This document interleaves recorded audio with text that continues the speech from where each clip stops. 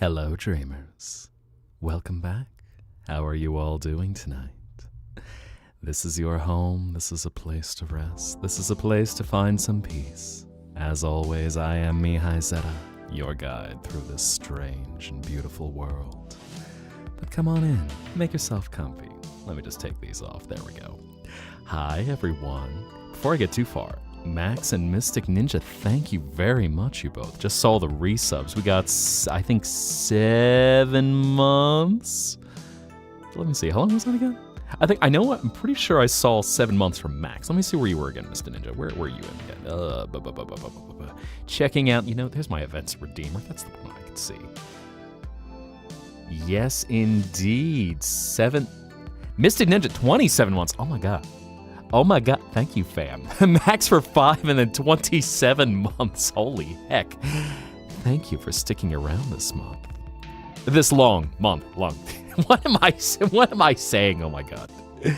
And also, Zora Poptron, I'm sorry that you're not able to stay for too long, but may you have a beautiful night. May you have sweet dreams.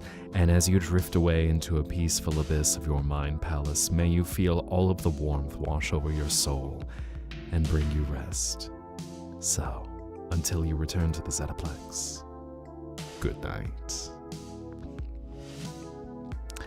And on the other side of things, Ooga Booga! Hi, Tuxel.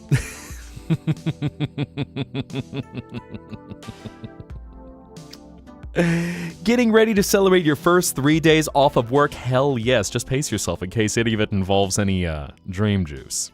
You dig? And Synthwave Flower, mean this in the nicest way possible. I remind you of the Traveler from Critical Role.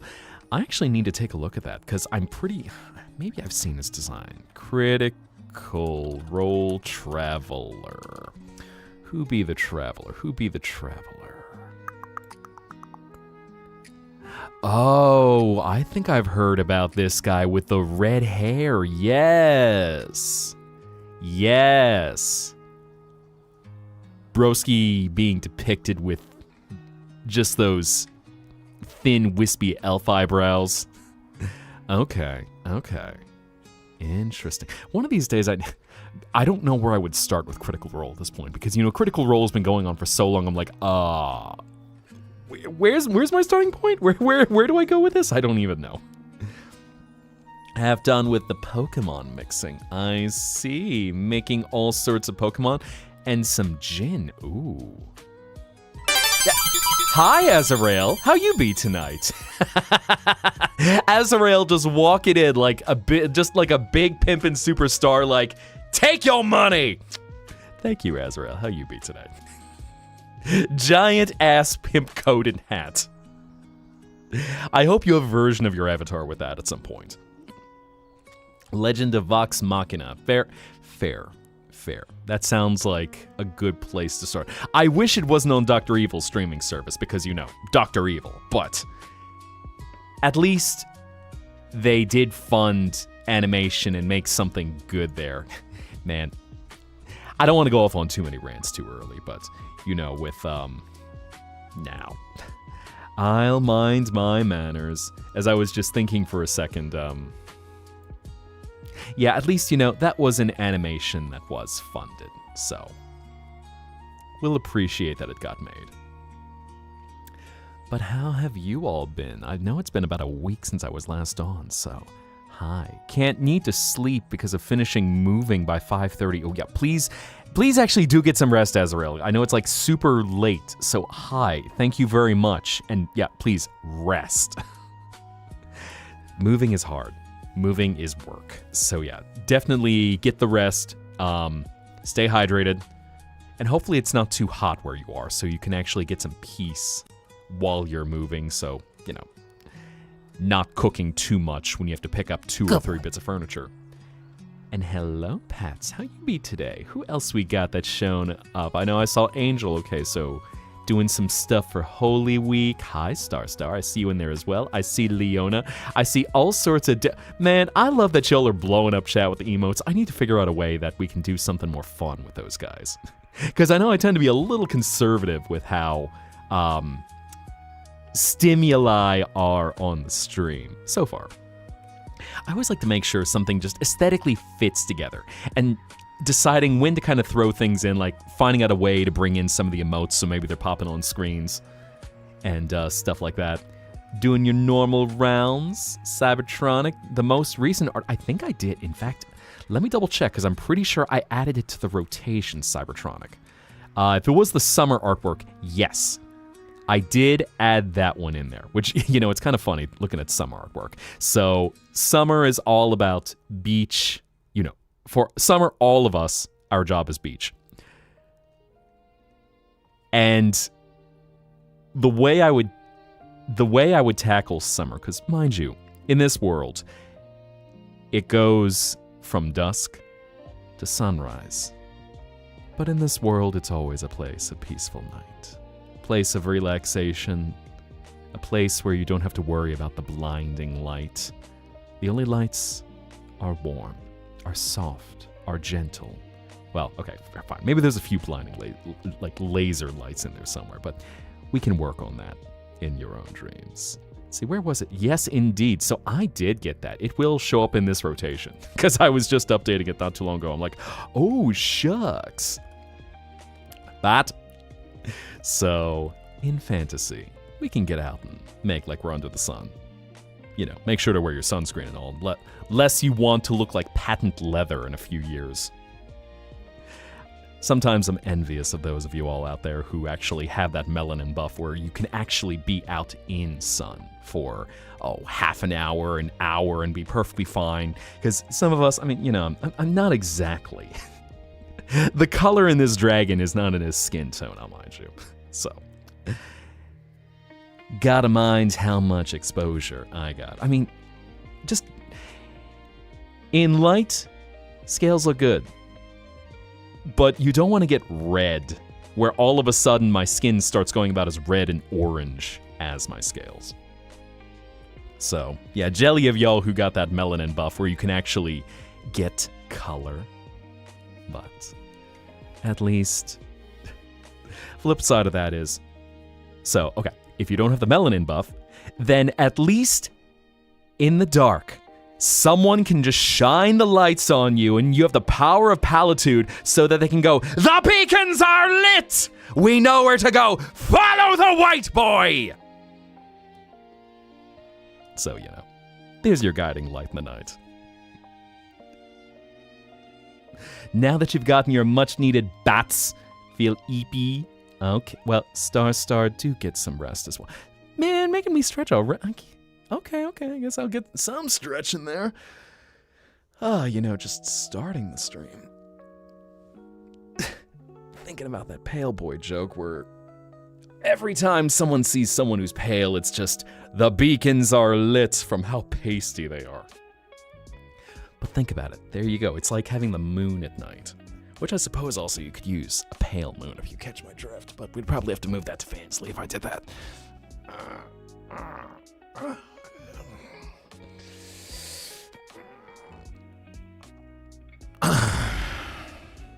Thank you for that. It is always good to stretch out and unshrimp, even early into the night. Don't have that buff, but you also can't use sunscreen. Oh no! Oh no, you got the double pain. I'm sorry. There are some good ones out there. Like I know especially there's some Korean brands that make very effective high power sunscreens, and then there's some medical grade ones. Depending on what it is that you can't use. Hydrate or dihydrate? I choose to dihydrate. No.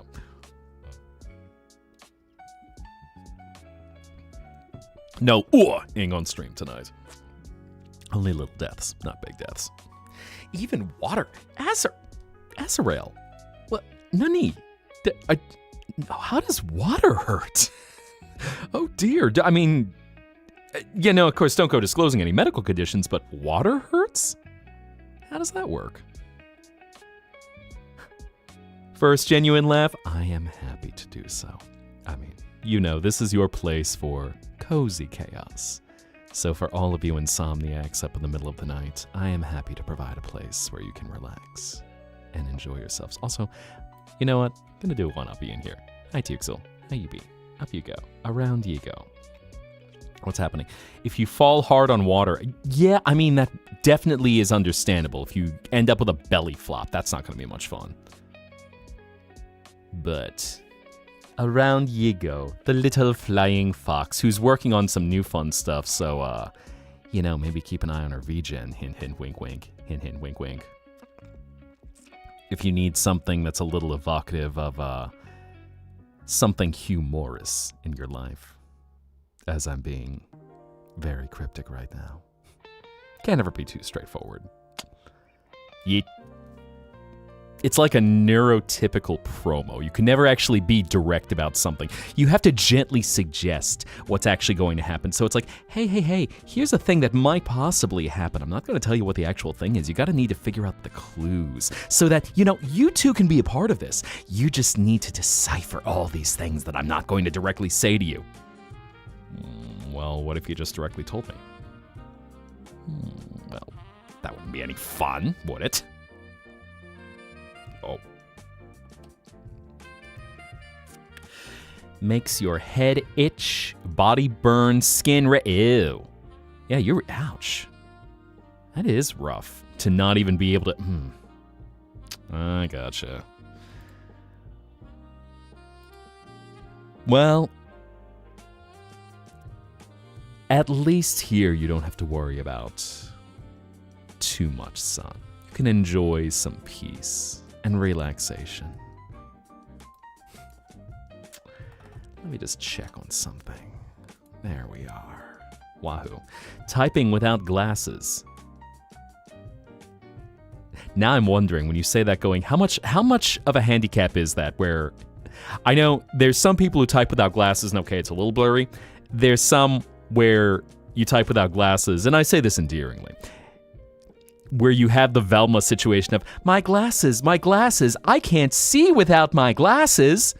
Just feels around, accidentally grabs Shaggy like, Velma, that's like, I'm trying to think, I'm trying to think of some comedic Velma and Shaggy shipping I could work into that. I'll work on that script. But live in hoodies all year round. Oh my. Kind of getting my bearings for right now. I know it's been about a week. Did y'all do anything fun the last week? Any adventures?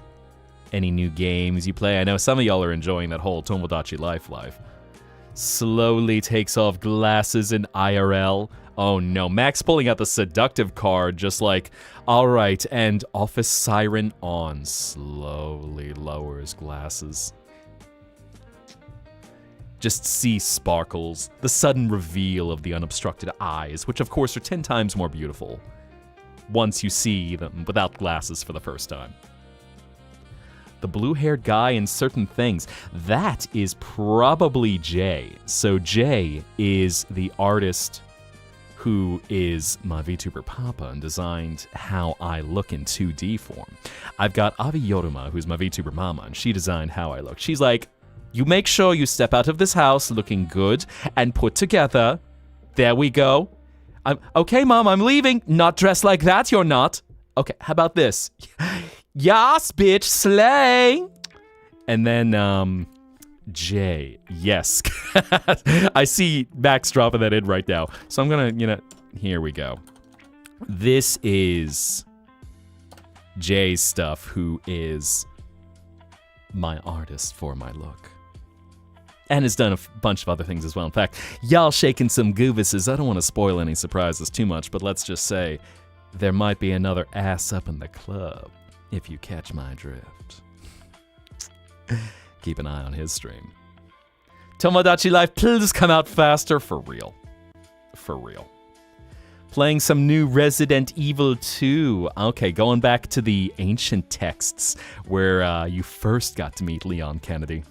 Now, are you playing the original or are you playing the remaster? Because it's been interesting that Capcom has, as far as I can tell, remastered the first 3 of the Resident Evils. They go, okay, we kind of got our footing with Resident Evil 4. Ada and Leon adopting Zane. Like Resident Evil Zane, or are we talking like Love and Deep Space Zane? Crossovers? You wear glasses, but you're not super cliche blind, mainly to fix your astigmatism. Yeah. No, that's very... Okay, Lad Zane. Gotcha. Which, speaking of which, I know I've seen some of the promos coming out. My VTuber mama, Ave Yoroma, let's see if I can... She was actually streaming earlier today. But... 36 seconds, okay. But... I see because she is in love with her Love in Deep Space, man. Caleb is her one, if I remember correctly. Actually, I need to double check. I think it's Xavier. I think it's... She likes the white-haired one who looks like he would be a sweet boy. But, you know, because this is lads. All the men... Oh, how do I even describe it? Harem dating games like that. I'm just going, where are the details for this aside from everyone just looking and going, okay, you can pick your favorite hot bachelor. Aeons. Oh, okay. So not Silas. It's the other one. Because I know Silas's look well. In fact, you know, I'm going, if I ever get any alt outfits, I got one. I think I want a Nick from Silas. But yeah, Xavier, who is the white-haired one who's got the kind of the fringy bangs. Or Xavier. I forget how they say it in the game. Because I know the name can be said both ways. Technically now is the 31st, so I can keep up Demon Hunter's meal at McDonald's. Ooh! Are you all ready for the takedown? Are we all gonna go to McDonald's? Are we all gonna buy that product? God, I don't know if it's still remembered on the internet where you had just this, bless his heart. He had the character of a floorboard. The CEO of McDonald's, who is an MBA, had his entire route through college, Ivy League paid for by his doctor dad. And he's like, hi, I'm the CEO of McDonald's, and here's this product, the Big Arch. Everyone is gonna love it. Look at me, I'm enjoying it. Oh, so good, man. No.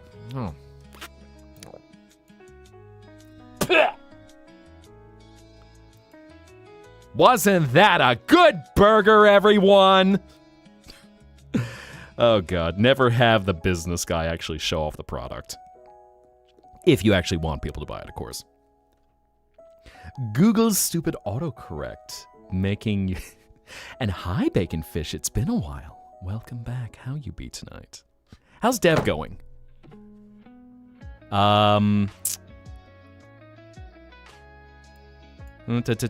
Scrolling, picturing like a... Yeah, let's not do that matchup. But...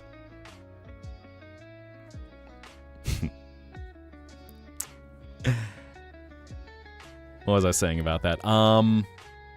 So, McDonald's, yes. We're all gonna go to McDonald's. We're just gonna stand there. We're going to Aura Farm for a moment.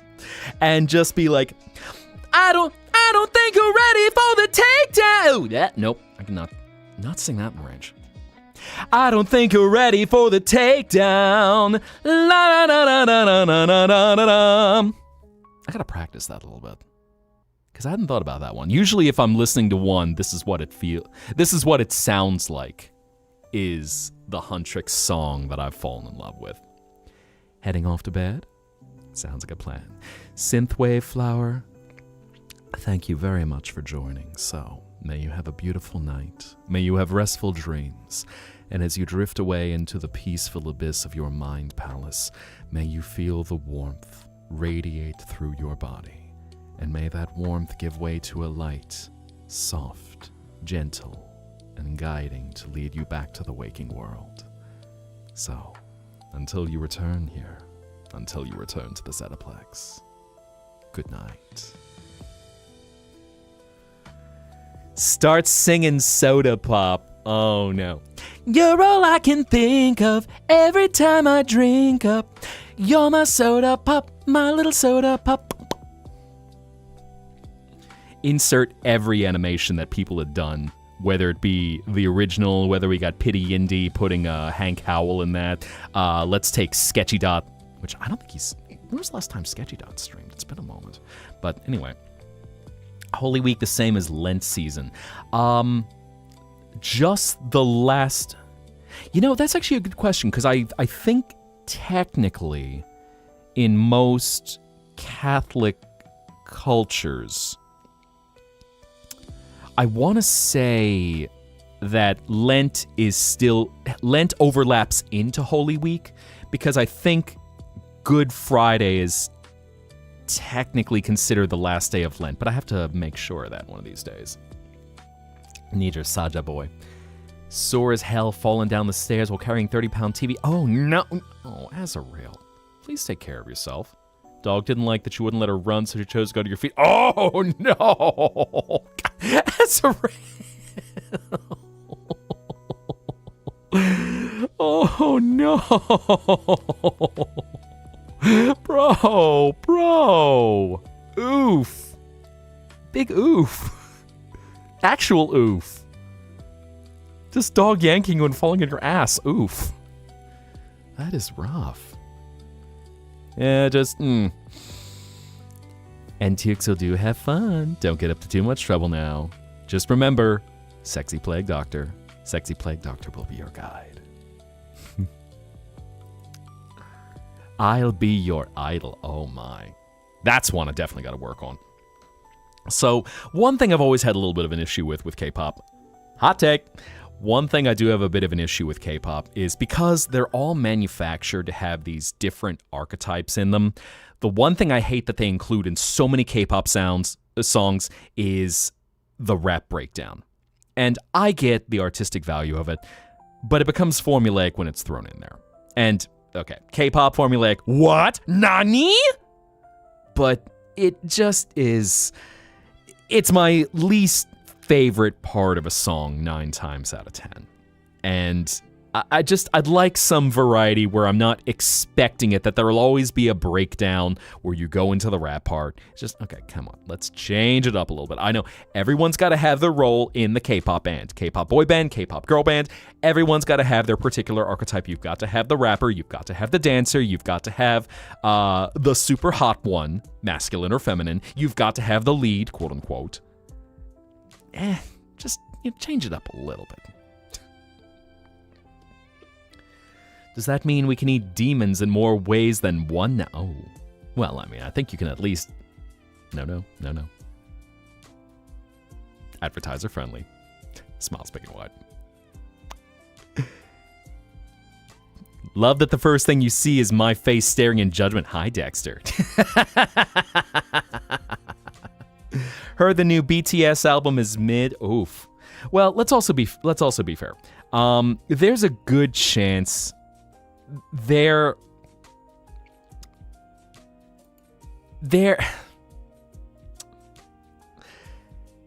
has been in the game for a long time. In fact, it's remarkable that they've been going for as long as they have, considering, a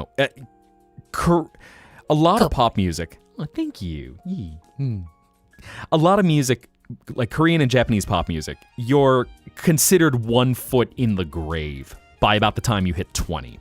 So the fact that these guys, are in their 30s now and they're still a well-established force in the K-pop scene is pretty remarkable. Just came back from military... Oh, I didn't realize they all got conscripted. Okay.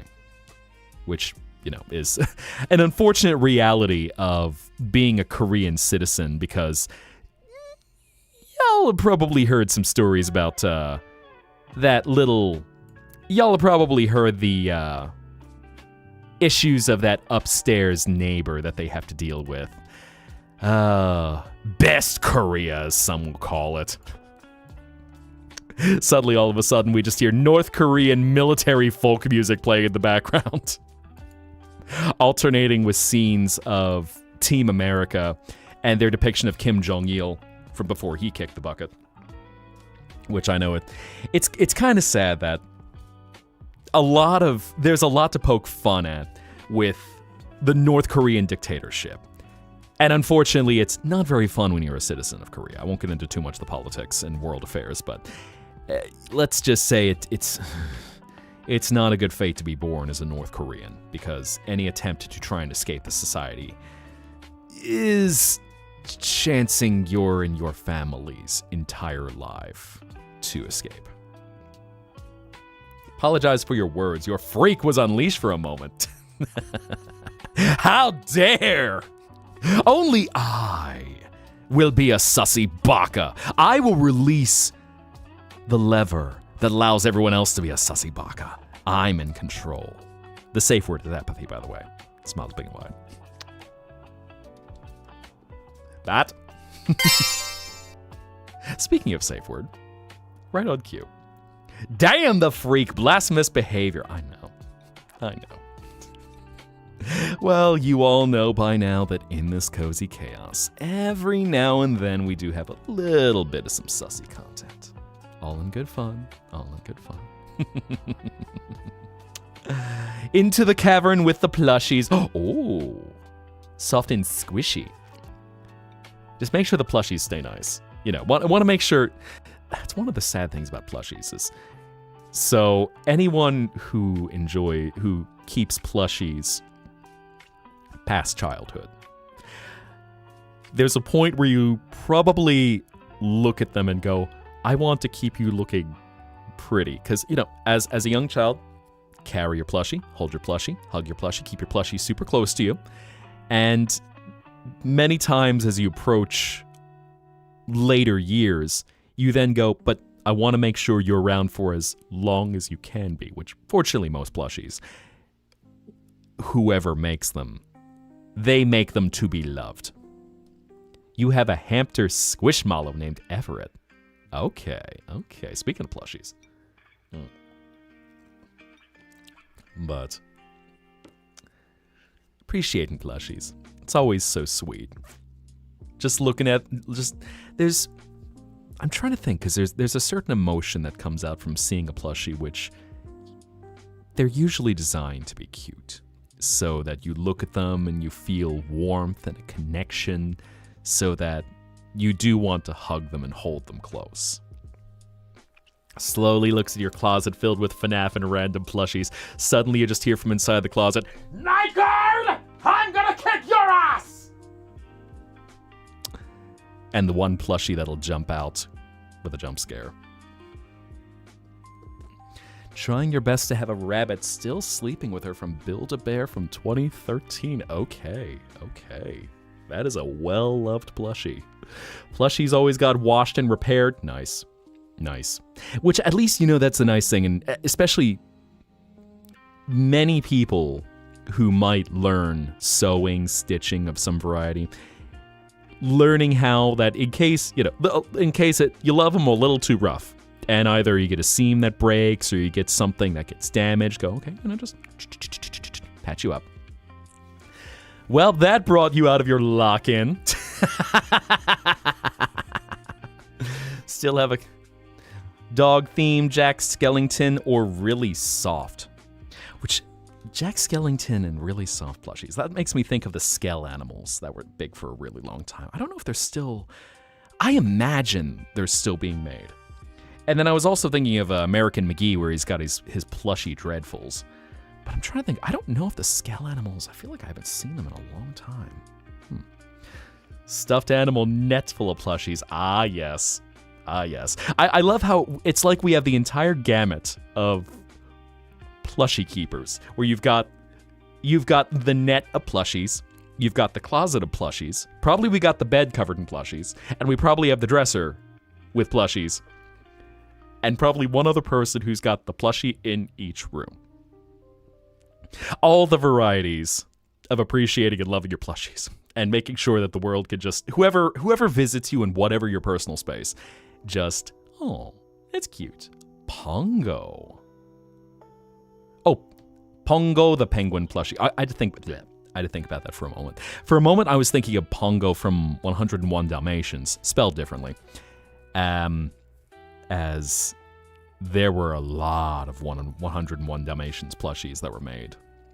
Like, one that I knew well was one of the pups, one of the original 15, Patch. And I remember them having Pongo, Perdita, Plush, Patch. There were a few of the others. I want to say Roly was in there. And then Lucky, who was the last of the original 15. But I remember he was, quote-unquote, coming soon from that line. So I think they finally did release Lucky. But they released him as the last edition. Oh my god, I can't talk right now. I promise I haven't had that much Dream Juice. The fact you have Foxy plushies. Well, let's be real though. Thank you, fam. Thank you, Orange's Cherry. Okay, let's be real. Given FNAF 4, where you got Foxy in the closet, and just Foxy being hidden in Pirate's Cove in the original FNAF, it's almost like a little bit of an Easter egg. If Foxy is just hiding in the closet, you just open it up, and he's like, Night Guard! So on and so forth. A Sun plushie too. Perfect place for Foxy. I know a certain voice actor who I sound like, where he has Foxy in his recording booth. Partially for that joke. So whenever he opens up the door, it's just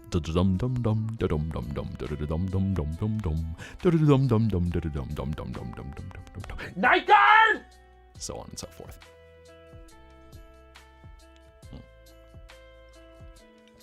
Plus, it's actually a technique that can help whenever you are voice acting. I'm passing on information from him, of course. But so if you happen to be voice acting, sometimes it can help with that personal connection where you'll actually make eye contact with a plushie or a figure. So it helps to create that space where you do feel like you're talking to someone naturally. So, fun little thing. That's a little trick that can help for getting in the headspace, especially when you need to sound very conversational, because one of the differentiators of a really amazing voiceover performance and something that doesn't quite hit is how natural it feels. And so you want to make something so that there's a term.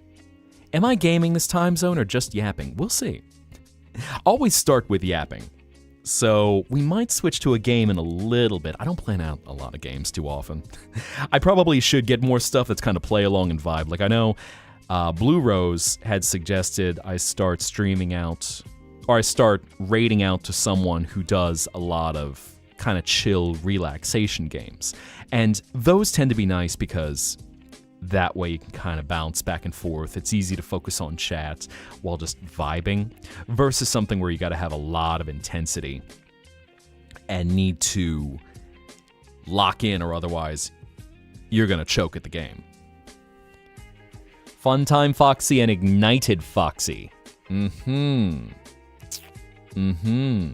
I seem like a fusion of the Glamrock Foxy fan design and Glamrock Bonnie with the personality of Glamrock Freddy. Well, shucks. Feels like I just need something Monty in there that can pull everything together. So you see, I've got the hair of the Glamrock Foxy fan design, which I think I was either Snartles or someone else. I've got the hair of Glamrock. What is it? I've got the hair of Glamrock Foxy. I've got something of Glamrock Bonnie. I apparently have the personality of Glamrock Freddy. And something else? Rock and roll. Smiles big and wide.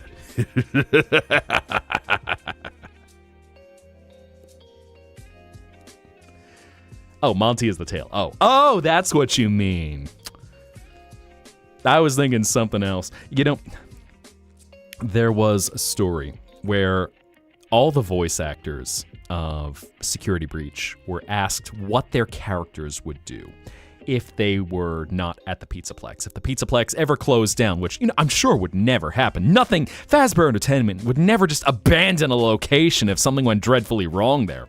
Style of Glamrock Bonnie. I see. Okay. That's what it is for that one.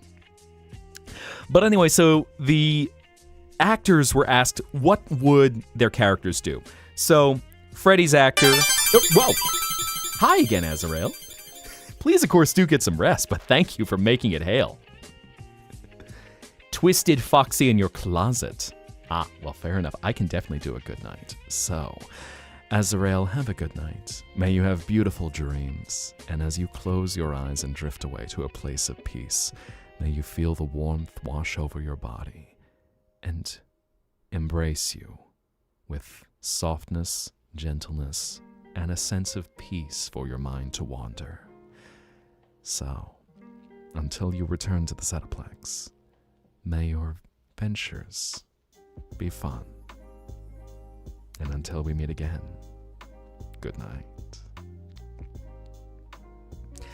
Your Foxy's nose is sewn on a little wonky. Was a gift from a friend back in middle school. And you know what? It works. Sometimes even a little bit of the wonkiness makes it fun. Oh, meant to send that to general chat. Shame. What did you do? Let me see. What did you send to general chat? Ah, yes. Okay, so I think... Interesting. I think that's one of the Funko Foxies, right? Because I know... I'm looking at one of the plushies right now, where I know there were the Funko FNAF plushies, which they've made like 9 million of. And then there's the Sanshi plushes, but I think the Sanshi plushes, because they're based off of Foxy's FNAF 4 plushie look, where they actually show him with both eyes. Even though, you know, Foxy, in all of his iterations, only has this one that's visible.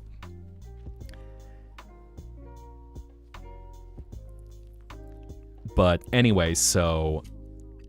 Yeah, what was it? So I know Glamrock Freddy's voice actor said Freddy would be doing something with children. Roxy, Marta Svetek, she said, she'll probably be... She'll probably open a beauty salon. Chica's voice actress, who I think Heather Masters was who voiced her, she's like, she would go for anything with pizza. And then they get to Monty's voice actor, and he's just like, yeah, Monty would be a stripper. Monty just got that wild, dangerous vibe where, all right, if he's not doing kids' entertainment, Broski is just gonna go all out. No shame. No shame. He's like, I know they're chasing after this gator's tail. Well, rock and roll.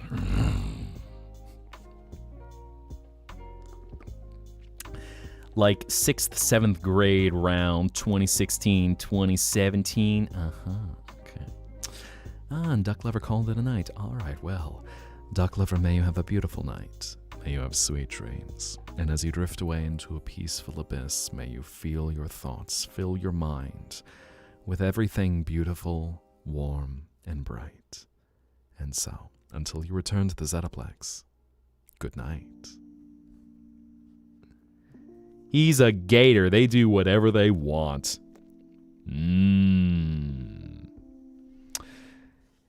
Yeah, that's why they invented the holiday Flat Fuck Friday. Because gators, they just on Friday, they're like, I don't care. I'm just gonna hang out here down the bayou, just watch anyone, and I could bite their leg off. But no, I'm just gonna chill. You should know you live near a swamp of them. Oh my god, you live next to the Monty Gator? I can't believe it. Just anything, just above anything, he'd be a stripper. I mean, Broski's already half naked walking around the Zetaplex, which I don't know how it factors into things that, for all intents and purposes, Freddy is just wearing epaulets and leg warmers to evoke that bell-bottom look that all the male glam rocks have.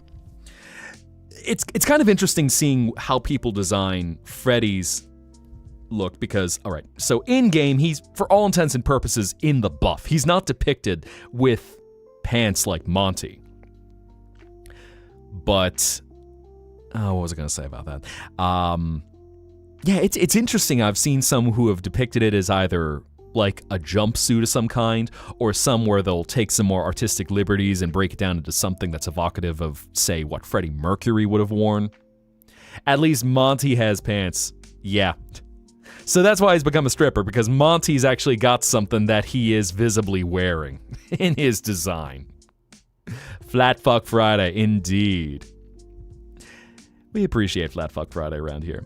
It's Flat Fuck Friday, you fucking loser. Everyone with a heart likes Flat Fuck Friday.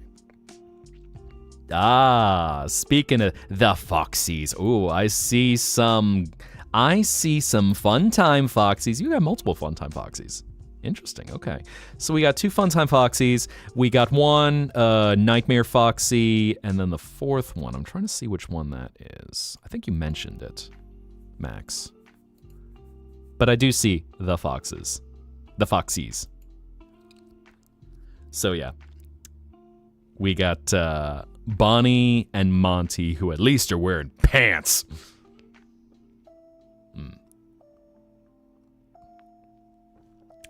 Bat? Did I miss Bats again? Where'd she go?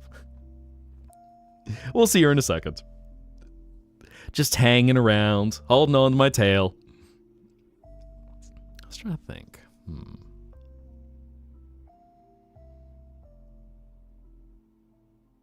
Yeah, I was trying to... Ignited Foxy. Okay, that's what I couldn't think of. Gotcha. Because I was going to say, it's, last one is U2's for the Ignited Foxy, it looks like. Because I know U2's with them, they always... And if anyone's wondering, so I'm just taking a look in the Discord right now as we're talking plushies, and so Max had dropped pictures of their plushies. Question asked to the Glamrock VAs about adult drink. I don't know if I ever saw the answer to that one. So it wouldn't surprise me that Cybertronic just said right now, wondering if the VAs were asked what the favorite drink would be of all the Glamrocks, which that's an interesting question. I wonder how they would... Do I think I'll ever try out Funko Fusion? I'll be honest, probably not. I got to take a look and let me take a look and see just what exactly Funko Fusion is all about. Because I've never really been much of a fan of Funko stuff. Particularly, I hate the aesthetic of Funko Pops. So it's a game that's all about Funko Pops. Interesting. It's freaking expensive, Jesus. $35? Huh. I think the short answer is probably not, but yeah, it's not really on my list of things that I think I want to check out. I appreciate that they've got a lot of Back to the Future stuff in there for some reason. Huh. Interesting. I am looking for some new games, though. Even there was actually a Cozy Cafe game I thought about checking out. So I might reach out to the developer and either see if they're open to sharing a copy or just kind of grabbing it, because it's a pretty inexpensive indie game. But it was a really cute cafe simulator, which in this case was just about running the cafe, so not something like, say, Coffee Talk, where there's an underlying plot as you are a barista, which I was trying to think if it was canonically Seattle or if it was kind of a Seattle-inspired city that it was set in. But interesting. It's interesting when you set up a fantasy world and you put yourself in the role of someone who is working a shop or something else in this world, where you get different races of fantasy creatures all mixing and mingling and whatever energy they bring into a cafe, and just hear their story. That's always an interesting thing about cafes, is how they can bring people from all walks of life to just be somewhere at once. And you might not know what someone's working on a given night. You might not know what someone's going through at a given moment, but just you're there. And, you know, whatever story they might have to tell, might even start talking about it. The most famous daiquiri is strawberry. At least in well, daiquiris are an interesting thing if we're talking dream juice, because a traditional daiquiri is 3 simple ingredients: rum, simple syrup, lime juice. Shaken, serve straight. And that's your basic for just a daiquiri. But then there's a second variety of daiquiris, which is this blended drink that got invented at whatever point, where so you have rum as the basis still, but all these other fruits that are mixed in. So in the case of strawberry, where you're getting that as a fruit, and I forget if they actually do use lime in that as well, but in this case, they're blended with the ice as opposed to shaken, and then served chilled, but without any ice to it. And then there's also the Hemingway daiquiri, which, for anyone who likes strawberry daiquiris, so they're a very sweet kind of drink. Strawberry daiquiris, pina coladas, or pina coladas, I should say. Just sugar, so much sugar, and can be very delicious, but also very, very sweet. Versus something like a Hemingway daiquiri, which is a little more complicated, but Hemingway, as a writer, he hated sugar in his drinks. If I remember correctly, I think he actually died of alcohol poisoning or too much alcohol. But so his drink of choice he made with white rum. He used Luxardo maraschino cherry liqueur as a sweetener instead of simple syrup. So it gave a more bitter, more subtle kind of sweetness. And then he had lime juice and grapefruit juice. So he liked his drinks tart, and even with a little bit of bitterness to it.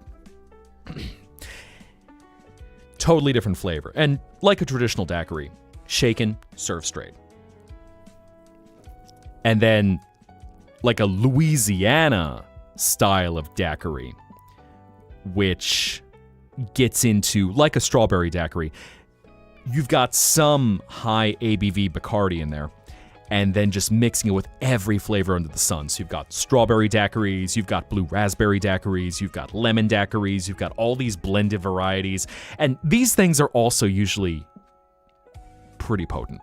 So you might not be seeing straight after 2 of them, let alone maybe 3. Definitely good to slowly sip. It's also kind of interesting how daiquiri culture, because these shops, it's like an ice cream shop where they've just got all of these blending machines constantly blending the daiquiris up of every flavor that they've got. And an interesting thing from Louisiana daiquiri shops is you can actually buy it to go. So they put a little cup condom over the top that goes, "You've not opened this, you've not consumed anything from this, it is safe for you to have this in your car." And you can just drive away. Drive-through daiquiri shops. I'd say America, but Louisiana salutes.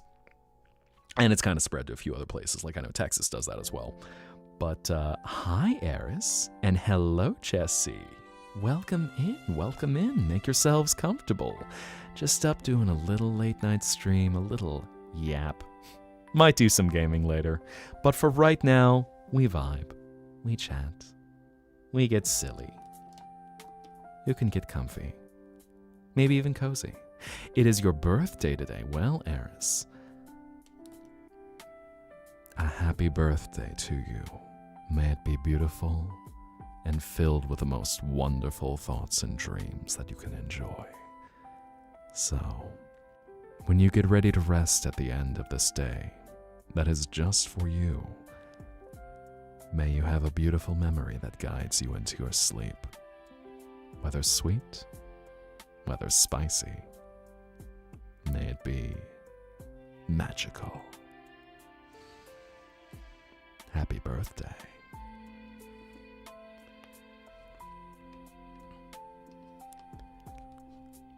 got a nice walk, but the rest of the week shall contain only rain. Ugh.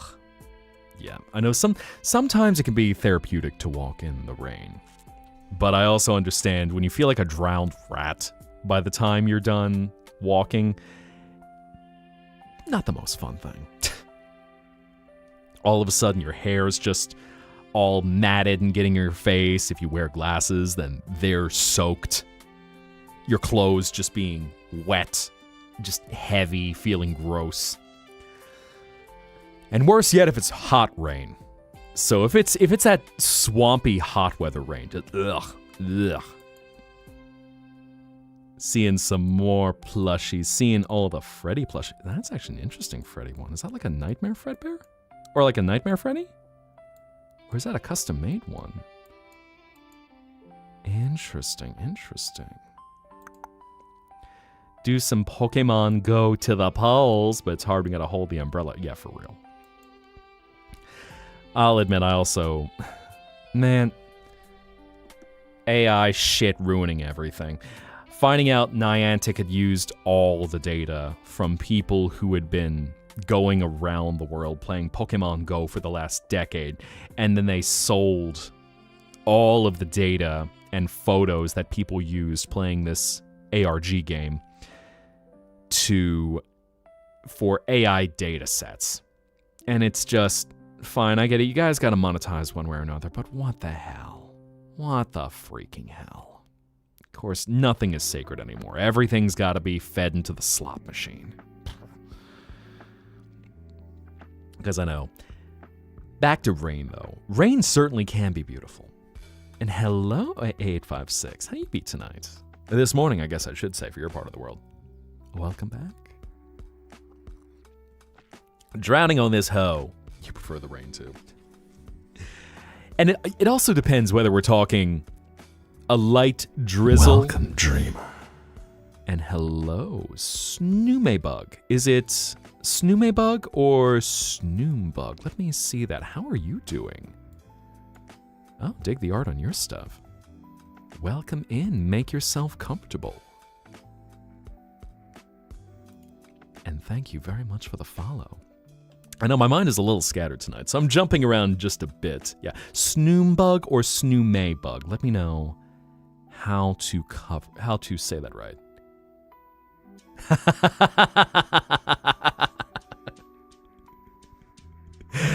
Yeah, I got Zettaton, who just, he keeps busy giving me some good alerts.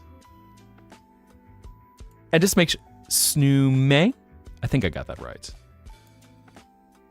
Yeah, correct me if I said that right, or if I need to adjust to the other variety. Either way, welcome in and make yourself comfortable. And I was appearing in... Sweet. Thank you. Thank you. So, where is it going with that? Oh boy, I am so sketched tonight. I know it's been a few nights since I was last able to join y'all, so thank you for enjoying this little hangout as we vibe. As I said, might play a game in a little bit. I'd even thought about checking out the new... What was I thinking about? Checking out the new Tomodachi Life, knowing a few people who have been enjoying the demo. Glares at Tuxel! But have a couple of Hex plushies, Toy Chica, Toy Bonnie. Because I think Hex, that's all with Dawko, right? If I remember correctly. I'm pretty sure Dawko did all that stuff. And, you nar. To stop appearing in your dreams. Eris, are you sure you want that? Are you really sure you want that? I mean, you know, just there to be a muse for your artwork. Smiles big and wide. Rain on them plushies. Oh my god. Don't rain on the plushies. Keep the plushies nice. Keep the plushies pretty. Don't get the plushies wet. I mean, it could be nasty stuff coming down in the rain. It's all dirty. It's all gross. If you've ever seen a vehicle after it gets rained on, and it's just, why is it dirty? It's grimy. The heck? I already did once, which is highly concerning. You're welcome. You're welcome. Look, so as the Dream Dragon, as your guide to this world, I'm here to bring you peace and rest. So what I want is for your eyes to close. And if your dreams lead you to a version of me that's in them, well, I promise I'll behave. Unless you dream that I'm not. Teehee. Just animated the most satisfying egg flip. You're so proud. Nice. I did nothing peaceful. Uh-huh. Oh no. Was my dream, your dream rather, not Twitch friendly? Oh my. Or was I just being a nuisance? Could be one or the other. All of a sudden, I just show up with a giant marching band behind me. Just going, when I was a young boy, my father took me into the city to see a marching band. Da-da-da-da, boom! Just shows up in your dream with an entire 100-person band in the background. I just do it to entertain y'all. Middle ground? I see. Well, I promise I'll behave. Unless you instruct me to not in your dreams. Marching band mention, absolutely. The cross-section, man, it's amazing to think. We're going on 20 years of My Chemical Romance's The Black Parade. And the intersection of marching band, gothic styling,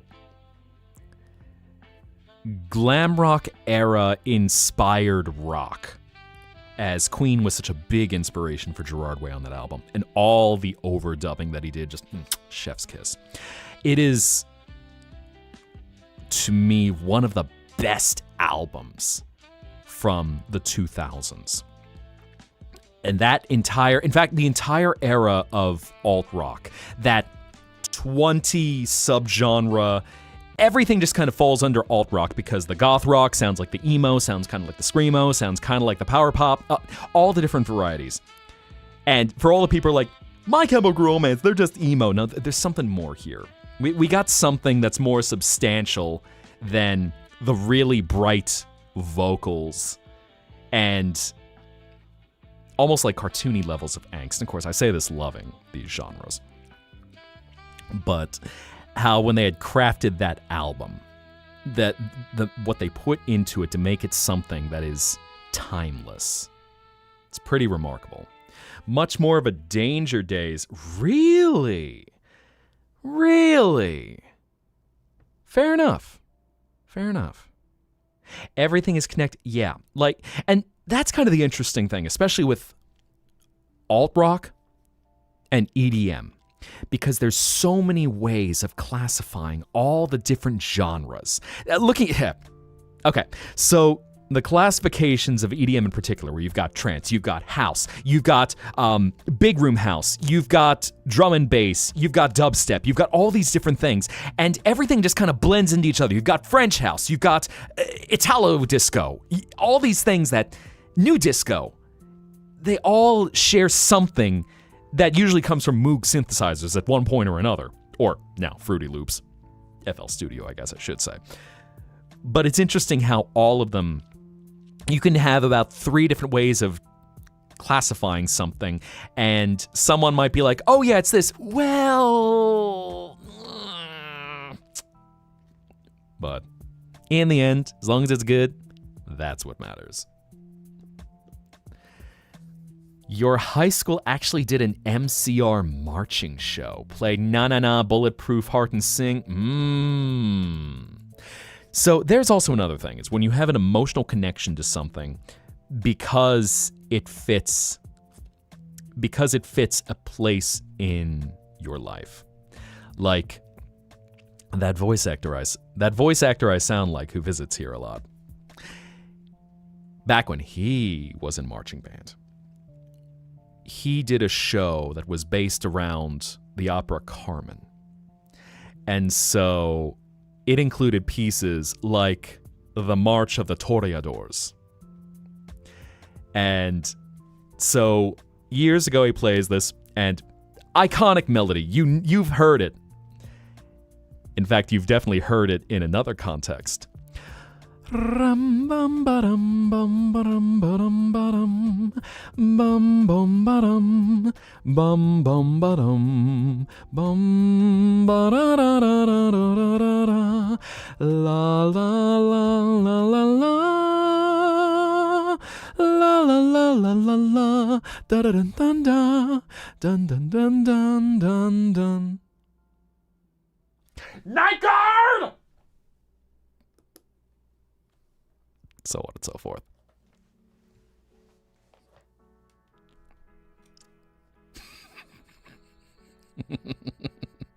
Every time I sing that, I got Foxy just yelling off to the side. Oh my. Just, you get a little Foxy plush that's sitting off the side. Exactly. You know the next line. We stream until 5:59. Oi, Mangle, what time is it? Yeah, it's 5:59. 5:59? It be the Night Guard! The Night Guard? The Night Guard? Batteries? Thank you, Pymations, for absolutely creating an icon of just stupid meme animation. Keep locking out when... I promise I won't be doing that too much tonight. I know I try to keep my compressors on so I'm not blasting y'all's eardrums out. Batteries? Exactly. One time in a school event, older teachers forbade you from playing sexy songs, and one DJ... Oh, no!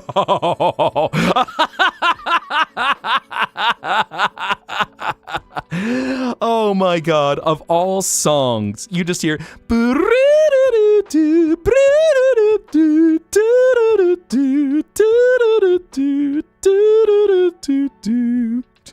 One of the most...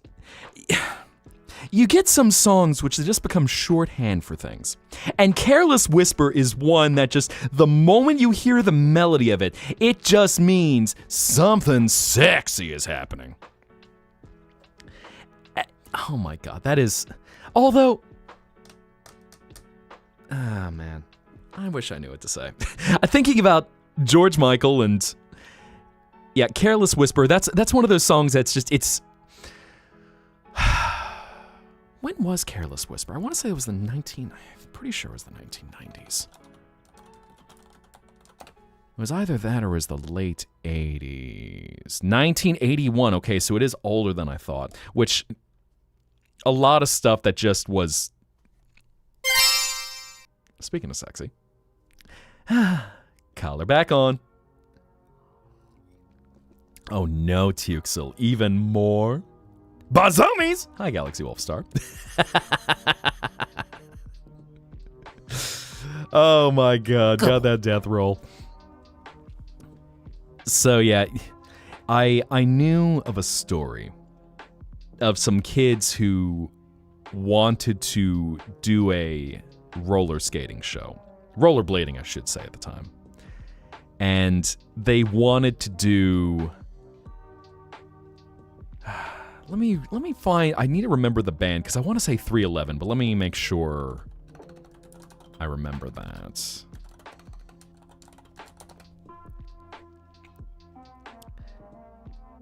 Ah, yes. It was the band The Presidents of the United States of America. And they wanted to do the song Lump. Which, I don't even remember the meaning about it, but I remember the lyrics, and my mother sits in a lump. And they said, they were told, no, we're not going to allow you to do this. This was a school-sponsored show. And instead, they were going to, but they did allow them to use the song Peaches, also by the Presidents of the United States of America. So way before Jack Black and Peaches. This was a song where apparently it was about the singers doing some mind-altering substances and just sitting out on a porch and just looking at this massive peach tree.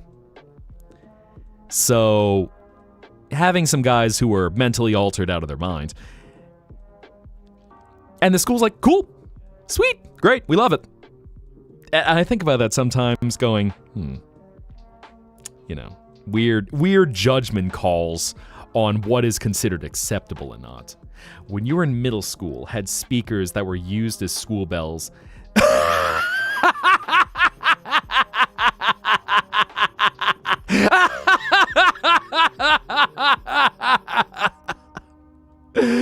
Okay, so Tuxel just dropped in chat. In middle school, they had speakers where at one point they played a song by the Swedish artist Gunther, which is known as the Ding Dong Song. Was released back in about 2004, 2005. But this song is infamous because it's just over the top, comically trashy, over-sexed up, and you just have him with his mullet and his porn stash singing, "Oh, you touch my tra-la-la, my ding-ding-dong." And then his background singers just, lightly dancing in the background while they show a scene of him getting up from an orgy. The fact that they played that in your middle school.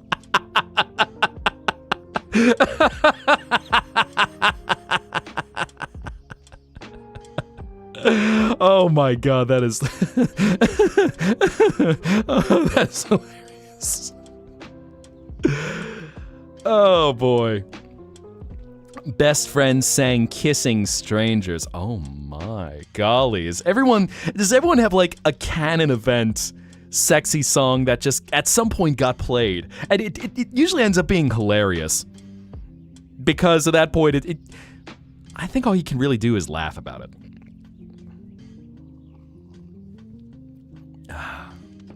I heard a story from that voice actor I sound like. There was a period of time where he worked as a substitute teacher. So he would go in the schools and wouldn't tell anyone what he did, not causing any distractions to let people know what his actual career was. But so he told some stories on one of his visits that kids nowadays are able to enjoy a lot of pop culture. Video games, anime, Western animation, it's all fun. It's all find the thing you like. You'll have a community of people who like it with you, most likely. But so all of a sudden, he was teaching a middle school class.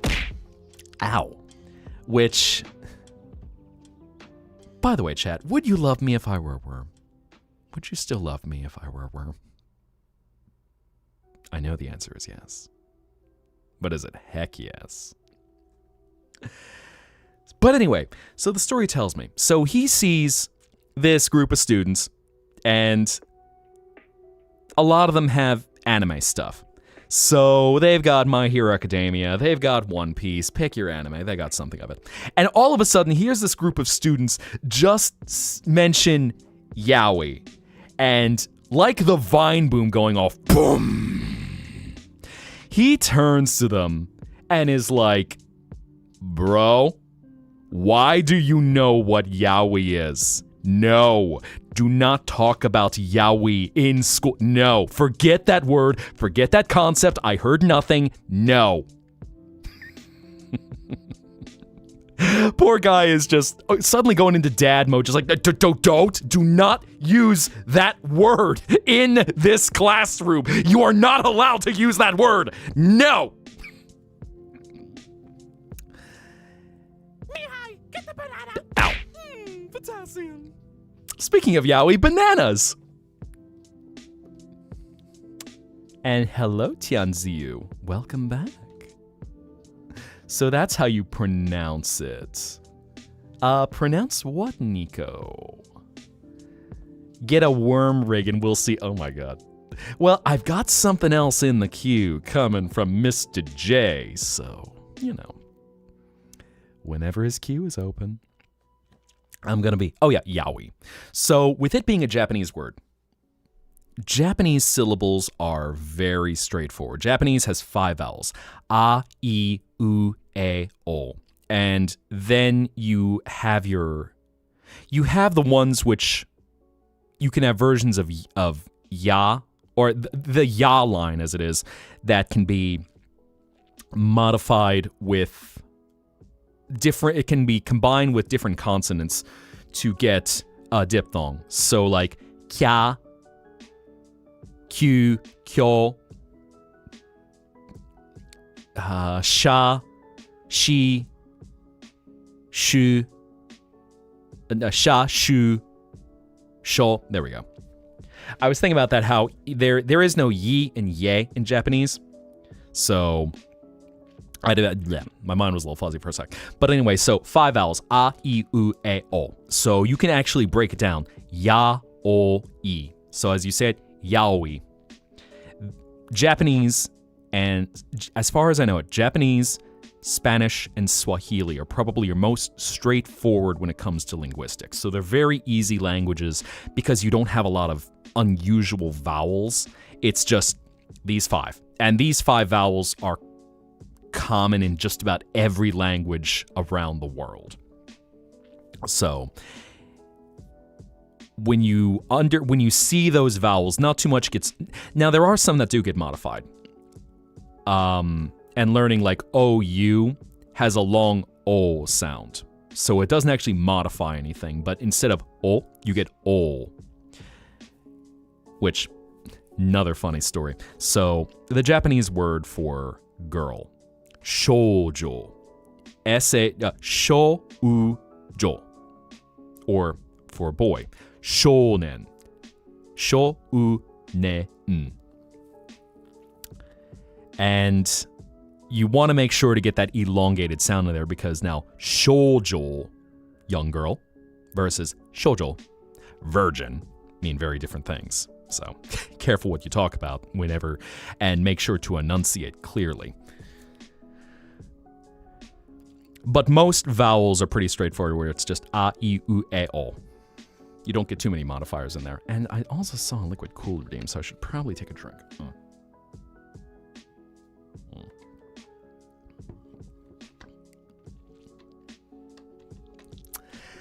Have to go finish your pizza. Well, do enjoy that. Especially if it's got good toppings. What'd you make? What kind of pizza you make?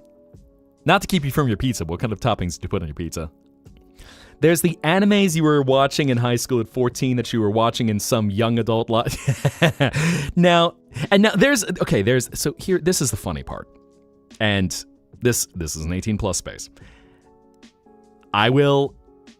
Knowing that there was a lot of manga and anime released and aimed at audiences that maybe you shouldn't have been reading at a certain age. But seafood pizza, interesting. Almost makes me think of okonomiyaki. Speaking of Japanese. But how this was something that there were many anime and manga available that had stuff that really you should not be reading if you're under 18. And I don't know what is the correct answer for something that's got mature themes in it. And massive spectrum where you go from mentioning yaoi. There's some stuff that's just, some yaoi and yuri is just straight up adult content. Period. But then you had a lot of the gothic artists like Kaori Yuki in particular, where she had done the manga Godchild, or Count Kane as was once known, or the anime and manga Angel Sanctuary, which had a lot of mature themes. Angel Sanctuary, I mean, it straight up had incest in it. Between beings who were ultimately angels. But it's something you kind of look back on and go, oh yeah, that was definitely used as a plot point. There's a lot of jokes that can be made about some stuff that was written in the 90s, which almost included things for shock value. And definitely some themes that's kind of, there's no right answer at when it's appropriate to consume certain things. If anything, just behave. And then on the flip side, I know I've told this story before, but Rumiko Takahashi, one of the richest woman in Japan, one of the most successful manga authors of all time. And how, on the flip side, she often would depict a character who is very scantily dressed, usually showing breasts. And the thing about her work is, like Ranma 1/2, written first in the late 80s. And it was all just... There was nothing ever sexualized about it with any character. Ranma, in which case he was usually being a shithead if he had gender swapped and was usually using it as some kind of plot point or some kind of diversion to distract another character.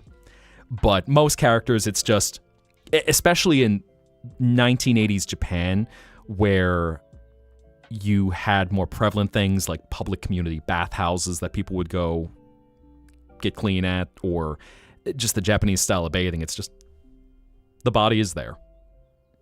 Okay, moving on.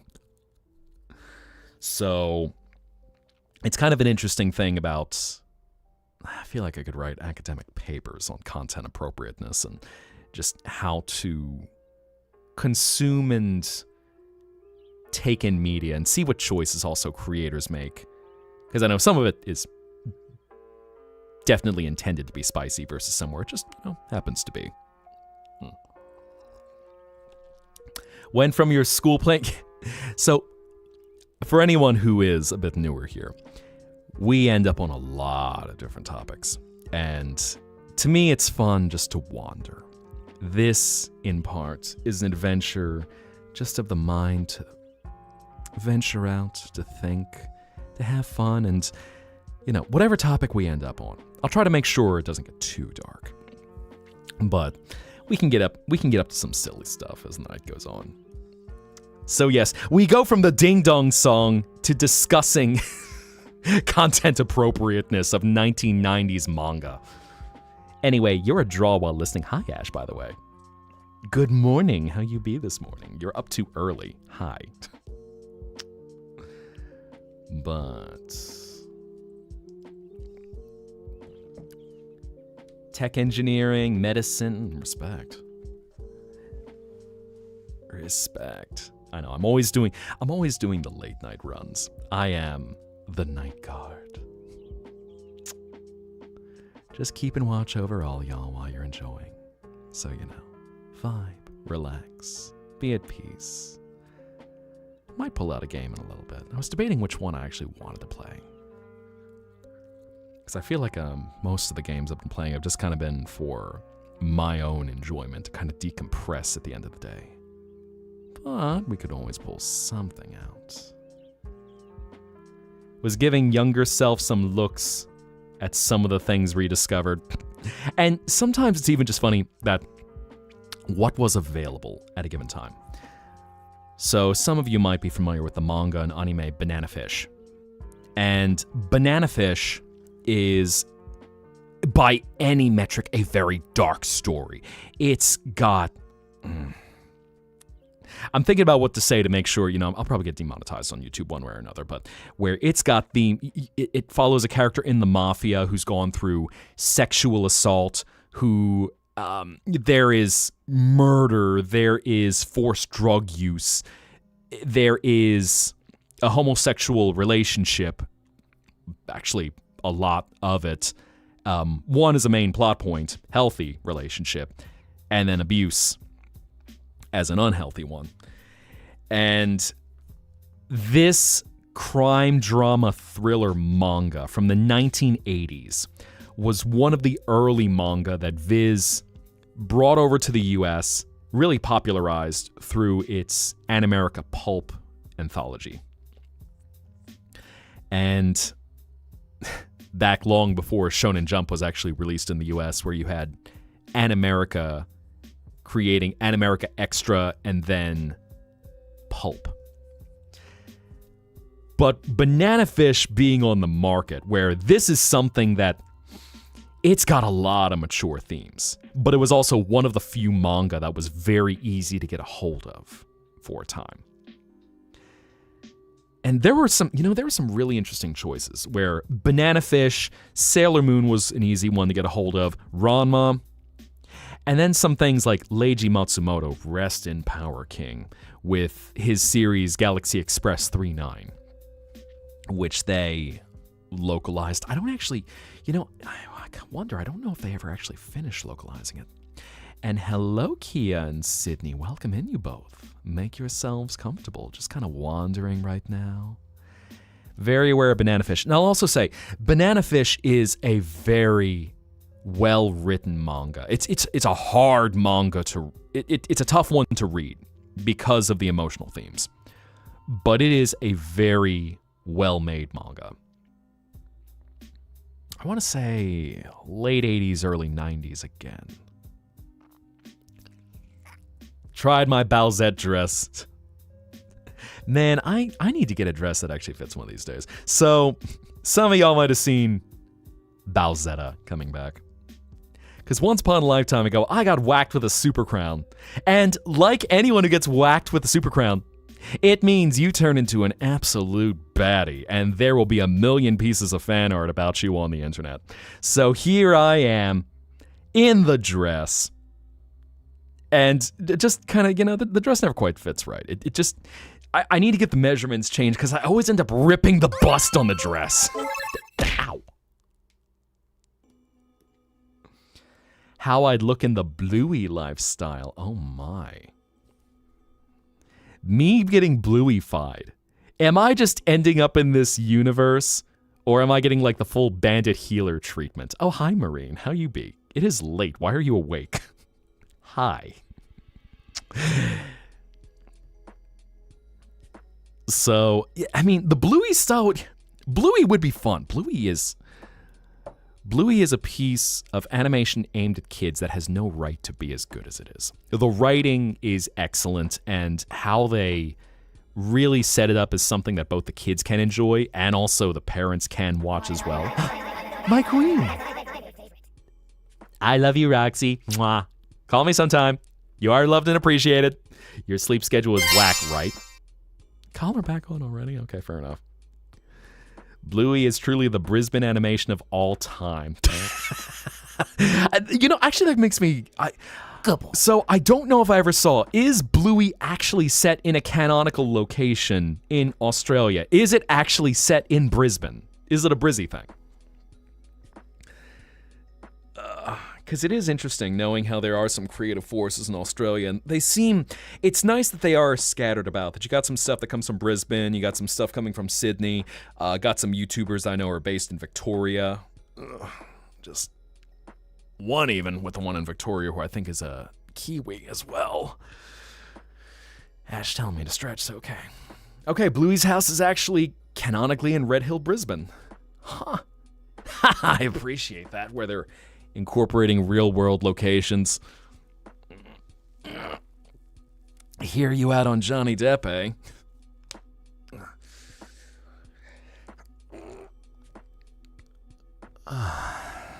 There we are.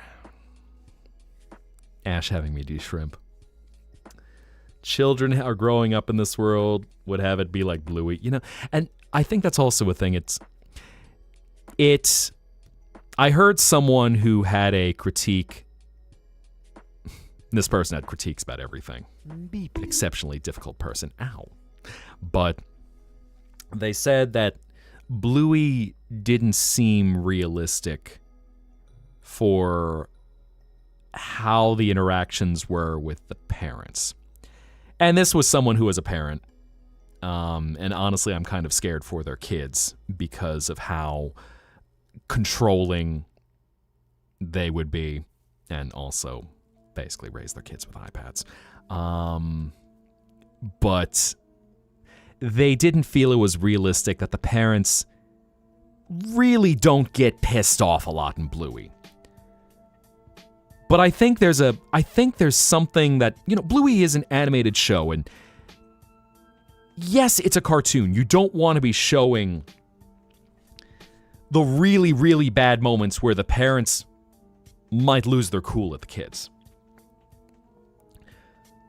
And you want to hopefully show kids acting in a positive light where everything, hopefully is going well with the parents. And hopefully encouraging them to be good, be creative, be loving, be raised to be inspired to be a good person, and get up to kid stuff, but not get into things like Peppa Pig, where, okay, Peppa Pig is just her and her little shit of a brother George, both being brats, or, dare I mention, Caillou. So, Bluey's trying to do something that's a little bit brighter. But, this person found fault with everything. Nothing was ever perfect enough for this person. Even bragged about being the Miranda Priestley of what they did. Man would always cringe and brace yourself if you knew parents getting upset in the cartoon show. Haven't heard of Choopy. Have I heard of Choopy? Maybe I have. I forget if I've heard of Choopy. Is an adorable penguin. Oh. That's actually, now I'm curious about that. Cute art style. Chili is border security. Oh, I did not know that, because I knew Bandit was an archaeologist. But I forgot about Bluey's mom. French Caillou. Oh no! Cute character who turns out to be a little devil. Oh no! Oh dear. Which one of the Caillou being up there of animations that just everyone hates, because the first thing you see is an image of this kid throwing a tantrum. And, I see. Broski got that baggy fit. Nice. Interesting having almost like, I forget the name of the Japanese pants. I didn't want to say, I guess they are kind of like Hakama pants, where they got the slit sides on them. Nice touch. Nice touch. Having belts like that, poor Boyo's gonna get himself wrapped around something. They're like trip belts that are just hanging loose, going, at some point they're gonna catch on something, even though, they're loose. Airport, we're not going to the airport. I need to watch more Bluey. It's also interesting where you get a show that's got a completely different demographic from the target. So, Bluey, and I know that's, I'm trying to think of some other shows where that happened. Like the Railway series / Thomas the Tank Engine fandom, where it's ended up getting a lot of older fans. In Bluey's case, this is so new that it's immediately got adult fans from its inception. Well, I was thinking about that for a second, going something like Thomas, where many of them grew up with this, but the Railway series started 80 years ago. So I'm not sure if there were, I'd actually be curious to look into that, if there was such a thing as, if there might have been any early adult fans of Thomas / the Railway series, which was, it's interesting knowing that this was a series written by someone who was such a rail fan, the Reverend W. Audrey. He was a rail fan, he was a train spotter, and he made a point to make sure that everything in that series actually had a basis. So everything had a matching prototype. Most of the stories were based on something that either happened or was a story about something that happened. And he intended to make it so that although this was written originally to tell a story to his sick son, he made something that, as he once said in an interview, stories that kids could enjoy, but that the parents wouldn't be going mental from rereading for the 11th, 12th, 20th, 30th time. And that was something I appreciated, especially of early audience entertainment.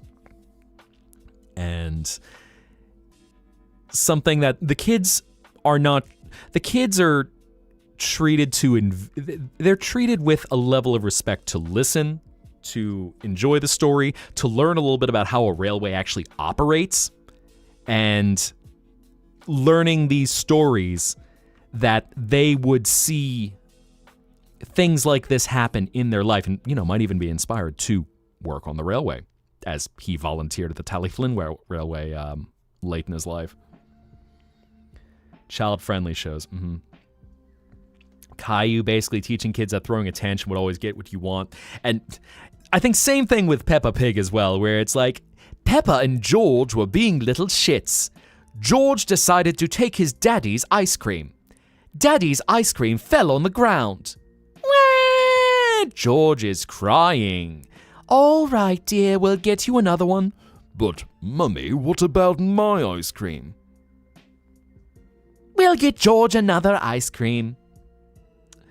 Little spawn of Satan that he was. Ow. Rude.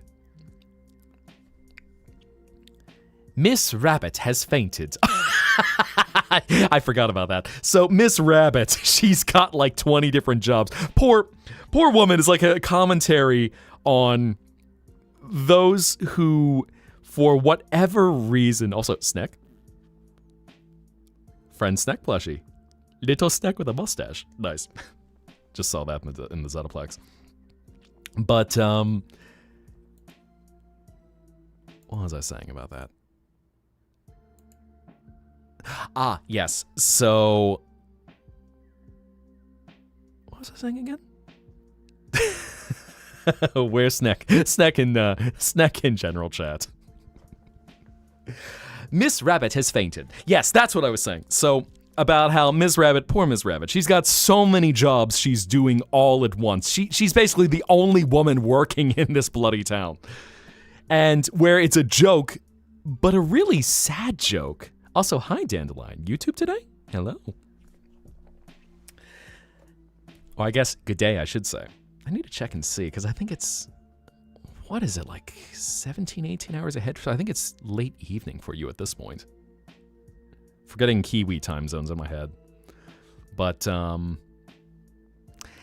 yeah, poor Miss Rabbit. That's one of those things that it's just, don't think about that. This is a kid's show. This is going to end up, 9 p.m., okay.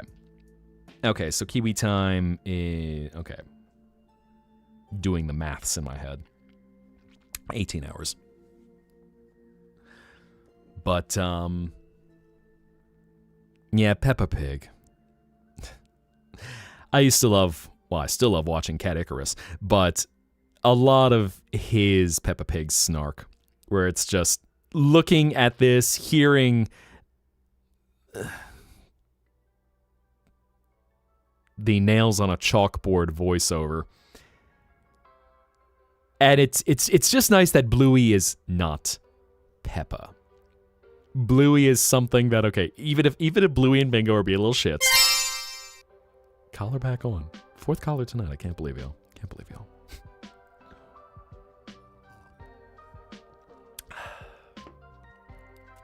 Mihai Pick and Showcase, eh? Let's take a look. Let's see which of these outfits to go with. Okay, so we got a lot of different cutoff ones. I mean, I'll say I dig a lot of these options, because I'm trying to think of the right word to describe it. Like, I know we've got the leotard under, we've got the short top, crop top,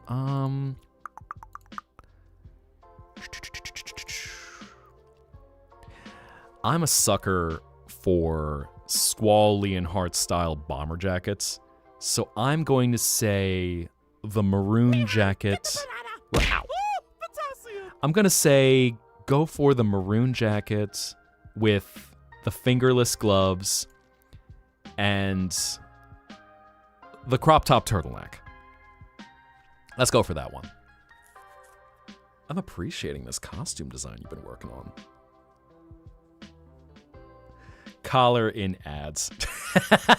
Oh no, Blue Rose. Did you actually Did you actually end up in ads as soon as you colored me? Can't believe you. Can't believe you. Love the one in the top right corner. I feel like that's my next favorite. I think aesthetically, those are the two most interesting. And I think number 3 after that is the striped shirt. Just because it's so different. It's got a very 2000s, very late 2000s alt/Hot Topic vibe. So I think those are my 3 favorites. And then 1 and 5, they feel like good baseline designs. Been told to stop procrastinating. Doing more creative stuff. Go do art. Create all the art. But you are now free. You are free, but are you cringe? Okay, that makes sense, swapping the looks, because I think I might have seen that in one of your other drawings that you had given them that. Trying to go off of memory right now, but I do like that as a counterpoint kind of look. So ye. Mihai, what'd I do? What'd I do? Why are you yelling at me? What do I dream about? Oh, now that's an interesting question. How do I answer that one? I'll just say I have a lot of vivid thoughts. It's rare, not many people ask me about my dreams. So, for my dreams, I tend, for the happy dreams, a lot of flying through abstract spaces. If you can imagine a world that's like a kaleidoscope, with visions that fold into each other, where you could have something that looks like a voxel Minecraft world that will then fold in and become something that looks like bright corridors that you go down. Just lights on all sides, just constant walls of light that you move through, and then drifting into something that is just a giant dark core, void, just floating around, taking in the sights from all directions, and then folding on itself once again to become pure light, brightness. But not a painful brightness, a harmonious brightness, where you just feel one with this light, connected to it all, just present in that moment. But then stepping out of that scene and into something that just morphs into something else. That's what a lot of my dreams tend to be like, is just feeling all of these different worlds coming together, floating through it all. I think the easiest way to describe it, if this makes any sense, if you've ever been... Imagine being on a Disney dark ride that just moves you around and jolts you around, that but floating, going from place to place, all of these impossible, fantastic scenes. And yes, Tuxel, it is very much like Res Infinite. So those are the happy ones. It's really interesting when your mind opens up and you just take in whatever impulse and synapse. Not like a roller coaster. So if I were to describe that, if any of you have ever been on Rise of the Rebellion, that's a good way of describing what it feels like. And sometimes even very dark, ominous hallways, as if you're going through a base, but then opening up to wide open places as well. That's what I think is the best way of describing what a lot of my dreams feel like. But venturing, floating. Sometimes it could just be wandering. Sometimes I'll have something that feels more tangible, where it's just looking out on an endless waterscape, and something that kind of resembles what my actual world looks like, but just being on the bank of a coast and just sitting there, the quiet of night, not another creature making a sound, just the lapping of the water and the lights of the stars and the reflection of the moon. And just peace and solitude. That's also what my dreams feel like. Like, if not dreaming that it may be a nightmare instead, well, I won't tell you all about those. I'll always help everyone to find a happy dream so you can escape nightmares. Because I know nightmares are a very powerful thing, so if there's one thing I want to help with in this world, it's to find peace and not feel those. Isn't that right, Dandelion? Around ye go, flying away. Yeah, nope. Yeah, nope. Yeah, nope. You keep trying to bite me. Rude. I'm giving you uppies and you always try to aim for an yeah, nope. Nope, not right now. No, that's not nice. Nope. You keep trying to get the nums. You're being very stubborn today. Smiles big and wide. Nope. Nope. Nope. Bite gently if you do bite. Nom! You're lucky I have scales. Eat. Dream catcher in your room, but it works. Sometimes, but you will always get nightmares. Max? You want uppies as well? You looking for the noms? One day break your teeth? Well, please don't do that. Generally, I encourage for everyone except me to not be self-destructive. I will generally suggest against that. It's like, come on, let's get to a happy place. Let's make this almost like a little bit of therapy. Make it so that you want to break your self-destructive tendencies. Give them to me. I will take in the self-destructiveness for you. Oh. Very gentle. That. Artist. It's a part of your, touche. Self-destructive tendencies of an artist. Lol.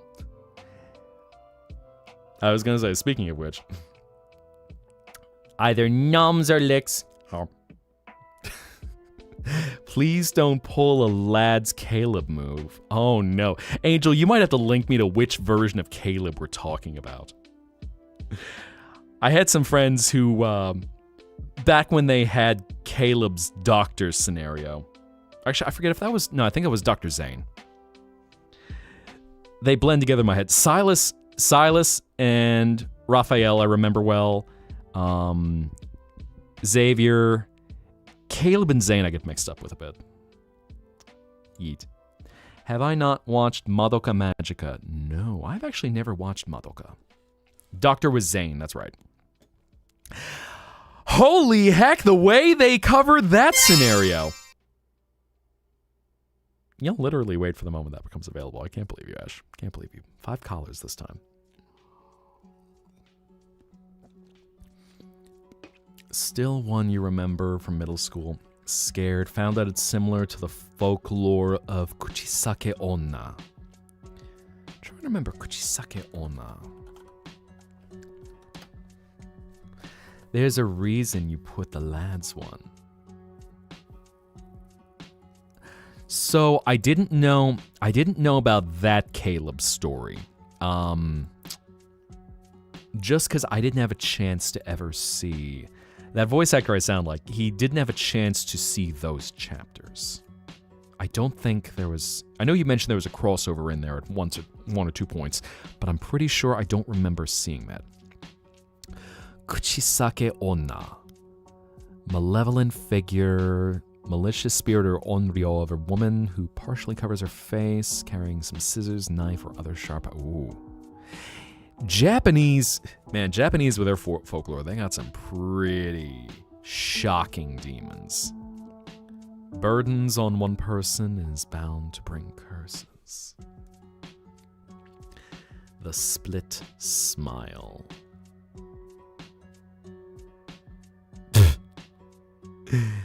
Oh my god.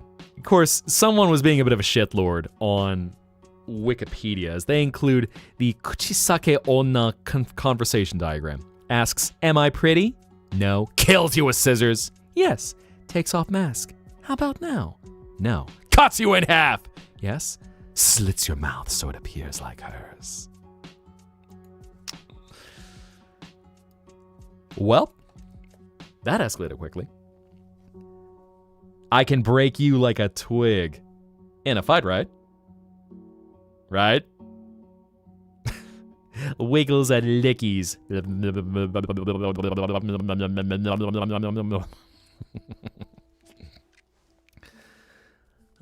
Kuchisake Onna. Interesting. Running joke of lads Caleb's connecting with explosions and its canon. I need to read up more on that. I don't think I'll actually sit down and play lads. I know it's... I was going to say about that. I probably won't be playing it anytime soon, but it's interesting seeing just the stories they come up with the different characters, and also some of the designs. I gotta say, damn. These boys slaying with some of these looks. As I was saying, Silas's birdcage look. The first time I saw that and how they designed that scene, I just go, What are they doing like age verification on this game? Because holy heck, it's just, they go up to the line of content. Which, hey, I'll tell you. If you want your game of your sexy men where you're dancing, bumping, grinding, doing everything, and then suddenly, you're with Dr. Zane and the camera starts with you under his desk, I'm like, you know what? Y'all do you. Y'all have fun. Hello, Strawberry Man Kitty. How you be? You up late too? What's going on? Hi. See, I mean, Ash, you've seen it. You have seen. I'm pretty sure you've seen some of the videos of one friend who was playing some lads, particularly with Dr. Zane. Hey, now you remember. Yes. You've seen the scene of Dr. Zane where it's just, all right, the cutscene starts with the main character under his desk. I'm not even trying to be crass. It's just, this is where it actually starts. You just get up from out from under his desk. It's like, oh, I don't think she was, I'm pretty sure she didn't drop a pencil. Which, by the way, happy National Pencil Day. Right? Of course, y'all can scribble down some ideas for your dreams. Always happy to bring things to life, Oh. How's my day been? It existed. Nah, you prefer redheads. Good choice. That is a good answer. I appreciate that answer for reasons I will totally not elaborate on in one way or another. Smiles big and wide. I mean, redheads do know how to have fun. Already doing some art crimes, more art. Ash is always got. Speaking of which, one of my ones that's like dancing up to the line right now of someone barging in right before a stage show, and it's just, all right, so you want to keep watching? Gonna have to charge you. Gonna sit in bed and do some art. I miss my husband, Mihai. I miss him a lot. I'll be back going to find Kane. Oh, your poor, bless his heart, not understanding humans' teeth husband. You get your man. You get your... I'm like, how do I describe Kane? I'm sure. I feel like I need to watch Georgia Dow, where she can break down Kane's psychology and get the fairly clear breakdown of what's affecting him as a character. Because Lord only knows there's a whole combination of issues that just about everyone in the circus is dealing with. It takes forever to braid your hair because your hair hangs to your thighs. That is some... Holy heck. That's some Lady Godiva length hair right there. Respect. Takes a heck of a time to dry it, I will say, probably. Loving, quirky father. I will say, though, of course, any internet fandom will inevitably lead to yaoi. To a lesser degree, sometimes to yuri. But 9 times out of 10, there will be some sort of yaoi or toxic non-canon relationship that comes out of it. Usually toxic non-canon relations. Sometimes you actually get a wholesome, healthy one. But there's been a lot of stuff where I'm seeing people pairing up Kinger and Kane. I'm just like, no, bro, don't do that. Kinger is almost like Kane's dad because of his role in this. Please don't do that. No. I know, of course, Kane is canonized as like Kane is like fanonized as an adult, older-ish kind of guy, but no, he's like a child. It's like Kinger's child. Don't, no. Don't, just, no.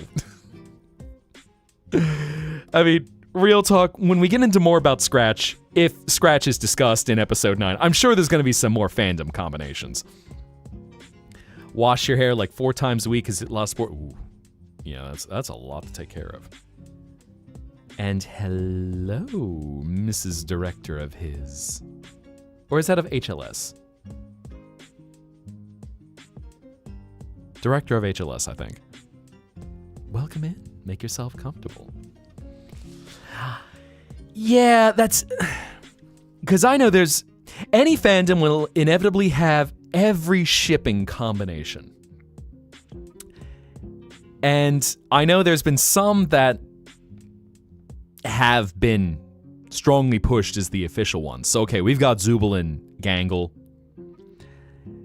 There's been... You've got Pomni where she's stuck between Gummy Goo for that moment of time. Actually, I'm trying to think. I'm trying to think if I would consider there's enough canon implications of Pomni and Gummy Goo, because it more so seems to be hinting at the dynamic between Pomni and Jax. But, it's just... Everyone wants that Gator Goo. So, if it's not Pomni for Gator Goo, then the entire internet goes for Gummy Goo. Just that you're a member of your team. HLS. There we go. Okay. Gotcha. Theories of Ragathon Pomni.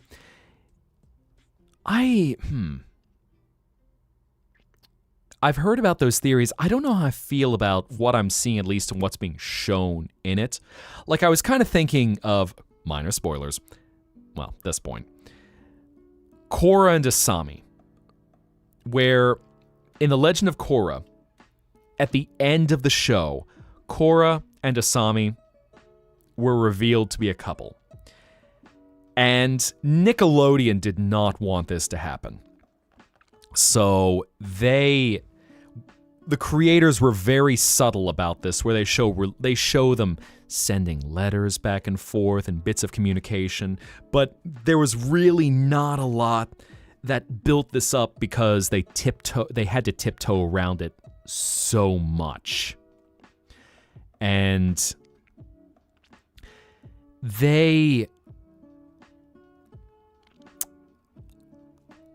I kind of feel a similar situation, that if people are thinking there's something between Ragathon and Pomni, I don't see it very clearly.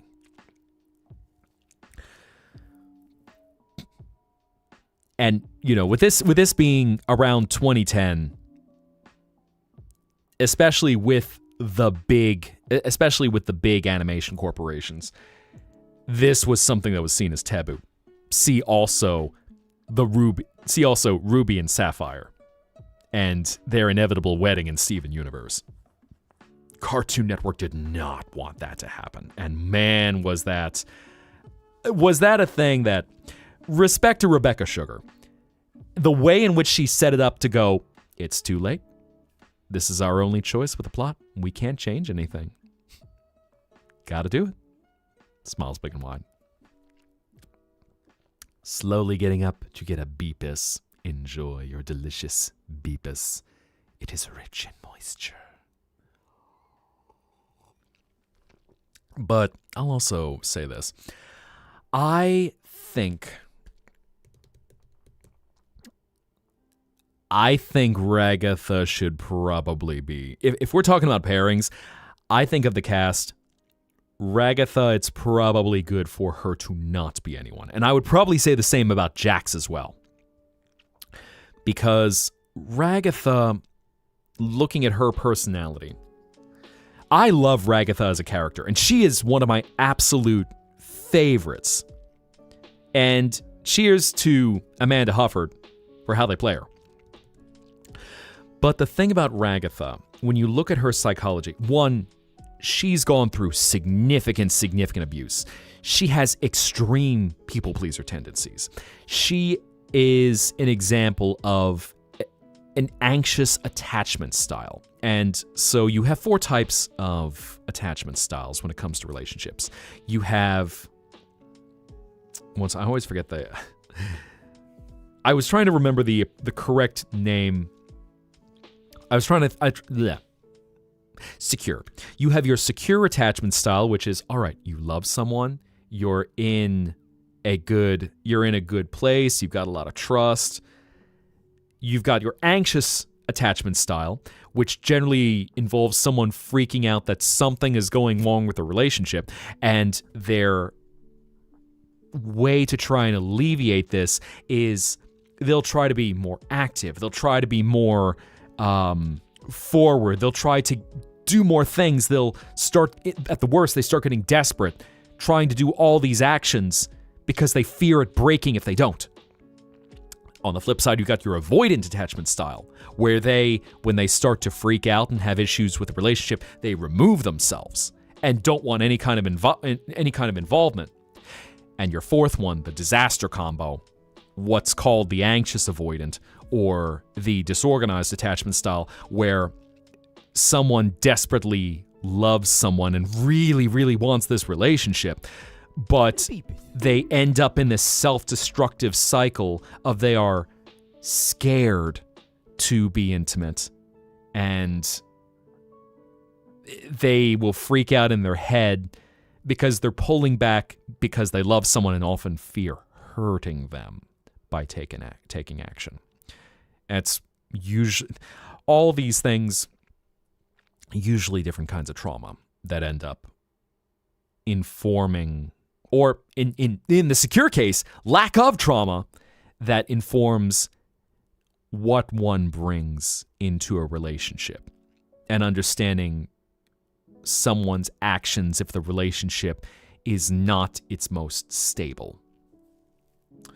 Ragatha is the anxious attachment style, and so her actions, and she's got very, very bad people-pleasing tendencies, which they've shown this abuse from this figure representing her mother, which one way that one will often grow up after living in a household like that, where, say, you might have a narcissistic or otherwise abusive parent, is you're desperate to please them. You are desperate to make sure that nothing happens that would end up unleashing their wrath on you. And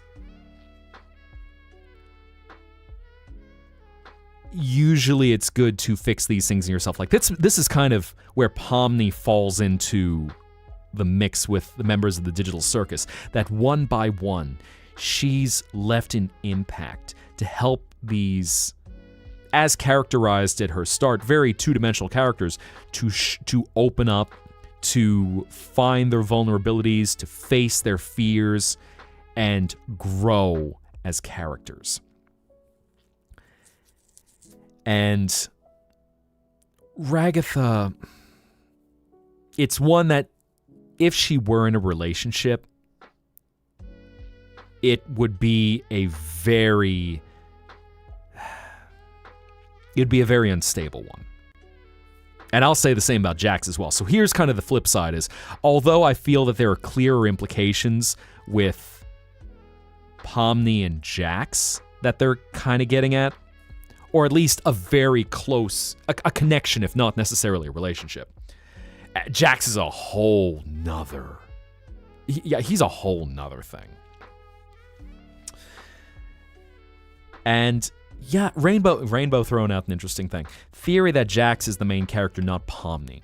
Where that's when you get into an interesting thing where you have a protagonist, but then you have the main character. So we see most of everything through Pomni's eyes. So it is an interesting thing of storytelling that you might have a main character to the story who is not the protagonist. Theory that Jax is a mental backup of Scratch. We're going to see some interesting stuff in episode 9.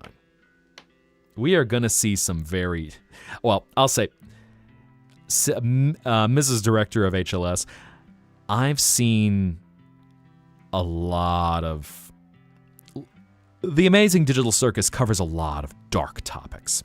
So in discussing this is just something that comes with the territory of what this story is about. All of these healing tropes, all of these interpretations of different characters, even,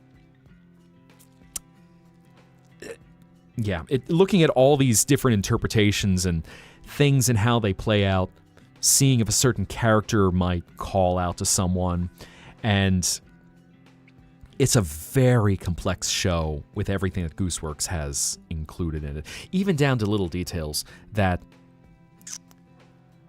Kinger, one of the plot points, of course, we're talking spoilers since we're at episode 8 at this point, but Kinger, it's very interesting how they depict, he gets clarity of thought in darkness.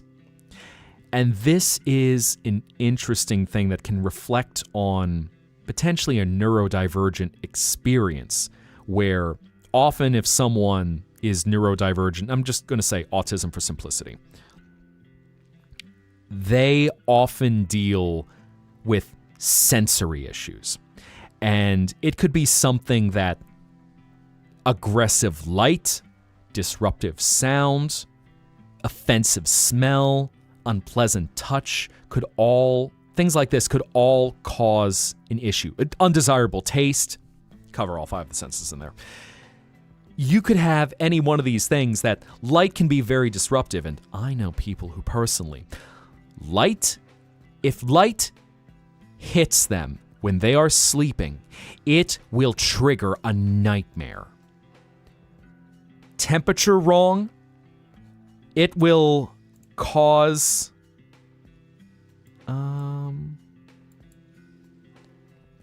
give me 1 second.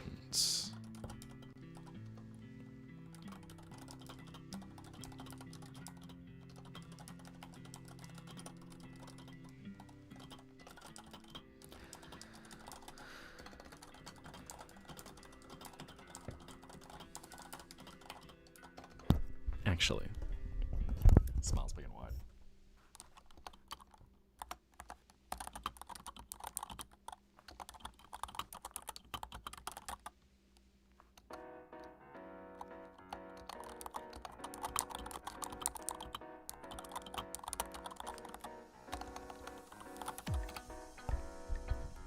Anyway, where were we?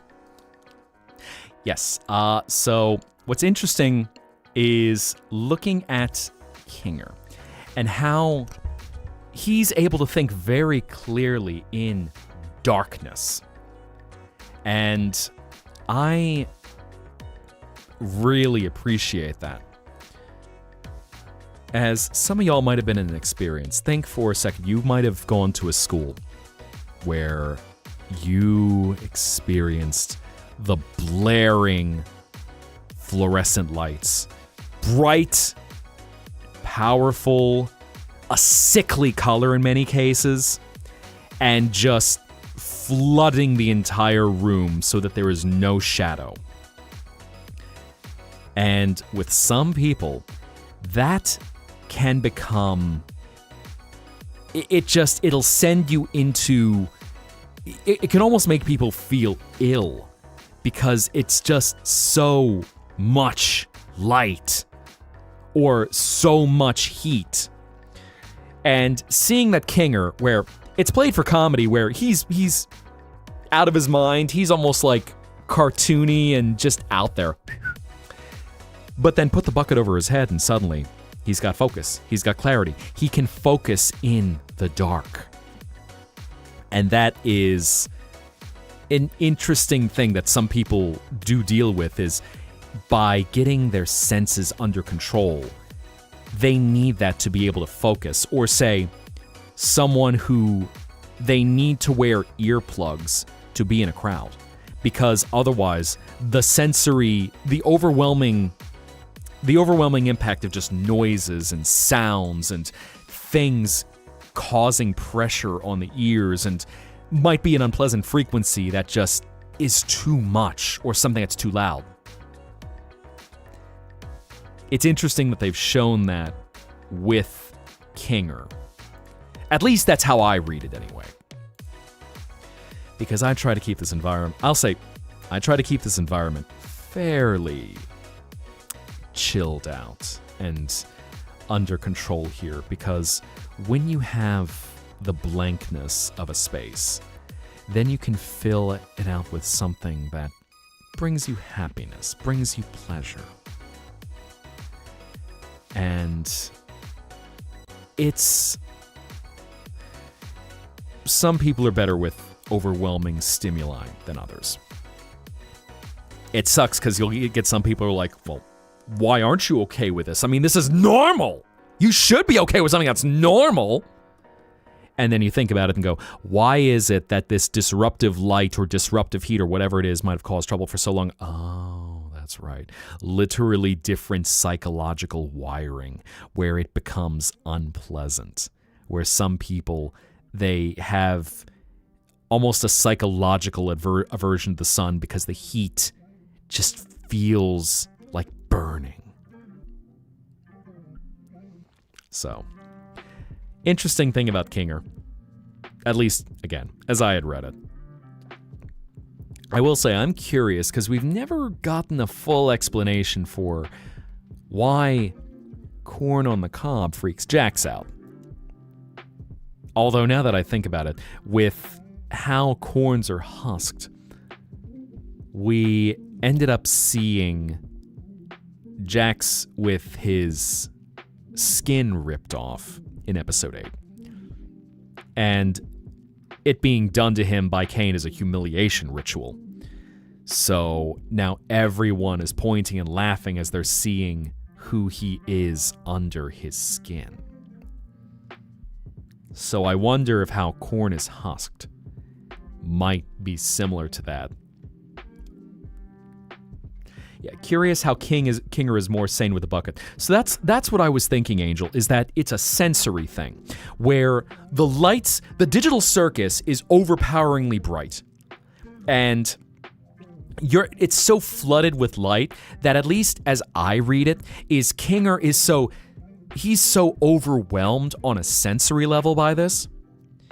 And there was even a story years ago by Kurt Vonnegut. It was called Harrison Bergeron, a short story, and it was about this dystopian future where it followed the story of...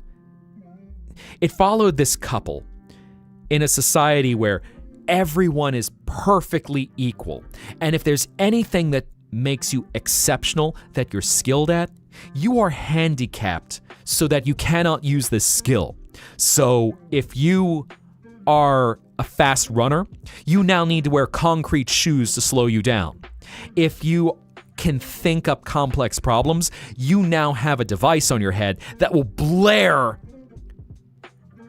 just disruptive audio every time you try to think, to stop you from doing anything but existing in a perfectly equal space. dark as hell story.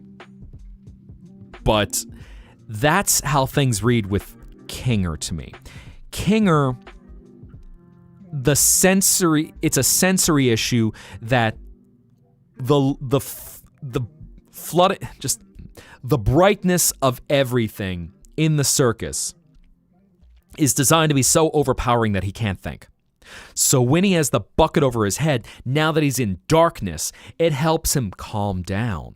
It helps him be able to organize his thoughts. He's no longer overwhelmed by this overpowering sensation. So that's how I'm reading what goes on with Kinger. Or another example, as I was mentioning, like if someone needs earplugs in a loud environment, that is the only way they can keep themselves calm, because the loudness is so overpowering. Yes, the pillow fort that Ash had mentioned. That's the big thing. So this is his little cave that he's at peace in, and he can think. In some cases, he's dissociating, as we've seen with him missing his wife, Queenie.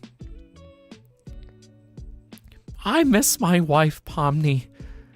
I miss her a lot. Oh.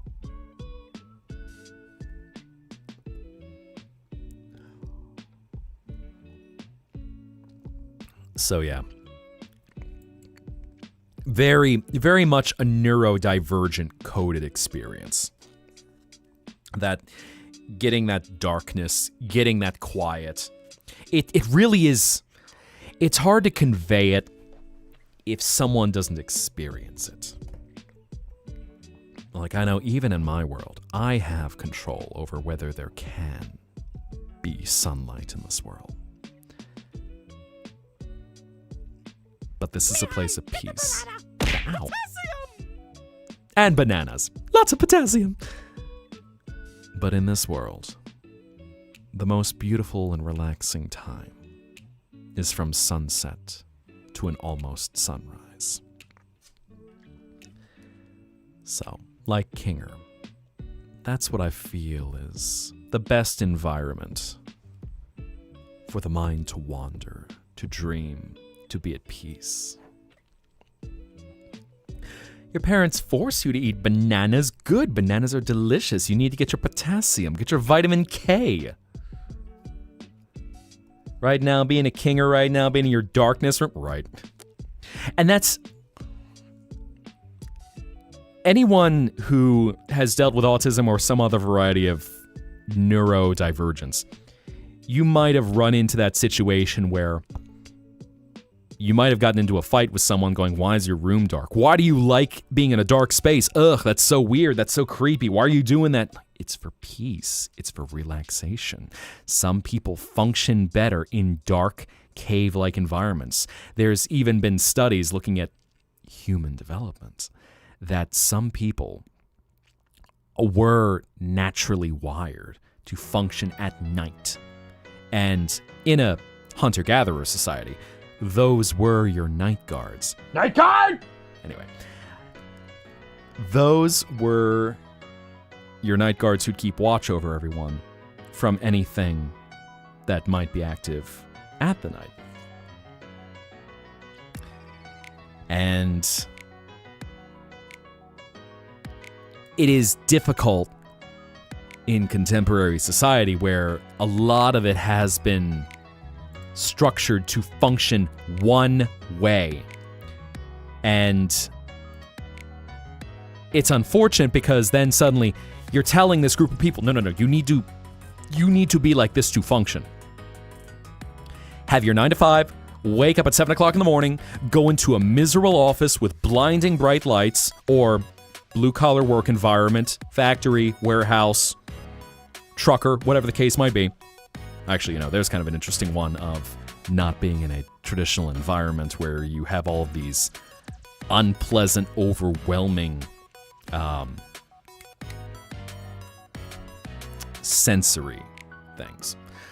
But existing in this one place, in this one way. You will clock out at 5 p.m. You will be forced to interact with people, so you better be an extrovert, or otherwise your life is going to suck. And get your white picket fence, back when those were with houses that were affordable. Get your family, be raised up, and live this quote-unquote correct life. And some people just doesn't work for them.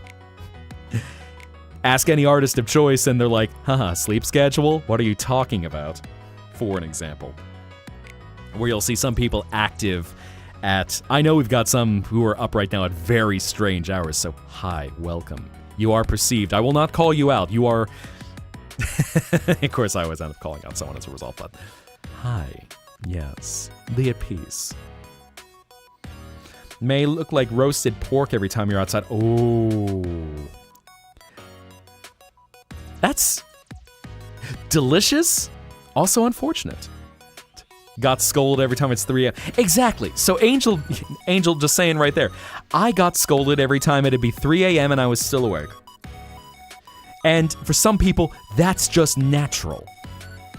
But you'll get some people who go, oh, it's unhealthy. You're not supposed to do that. Therefore, don't do that. And some where you might try to make them operate on a 6 a.m., 7 a.m., wake up, be in bed by 9 p.m. kind of schedule. No. Could spend 30, 40, 50 years trying to do that.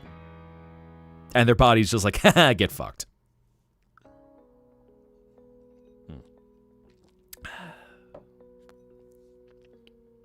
But I know I probably won't go too late into the night, because when I do the later streams, usually I don't like to go until dawn. Rare for you to fuck up your sleep. So, like, Ash, I know you've got a fairly consistent sleep schedule, so you're on the side at least of those who you can operate on one. That voice actor who I sound like, as an example, has never, ever operated on a sleep schedule. And the hours where he visits me, whenever he returns to the Zetaplex, are so unpredictable. Sometimes midnight, sometimes 4 o'clock in the morning, sometimes 2 o'clock in the afternoon. And for how many years I've known that person? Nope, there's no consistency. He's tried. Not for a lack of trying, but just... Dude, remember I said I wanted to check out the Tomodachi Life demo? Yes, I do know I mentioned that. Question for everyone. Do you know that thing called TV Tropes? Yes. Frankly, I hated that site because I knew someone who was annoying and used to cite it for everything. But I am familiar with it, of breaking down tropes into silly names of pop culture content. I think I'd have a nicer opinion of it if I didn't always think of that one person who could not make a single reply without 2 to 3 TV Tropes links, which it's just, bro, stop. Calm your ass. We don't need to have a reference cited. Good boy. For every single thing. Back in the time of the ancient internet.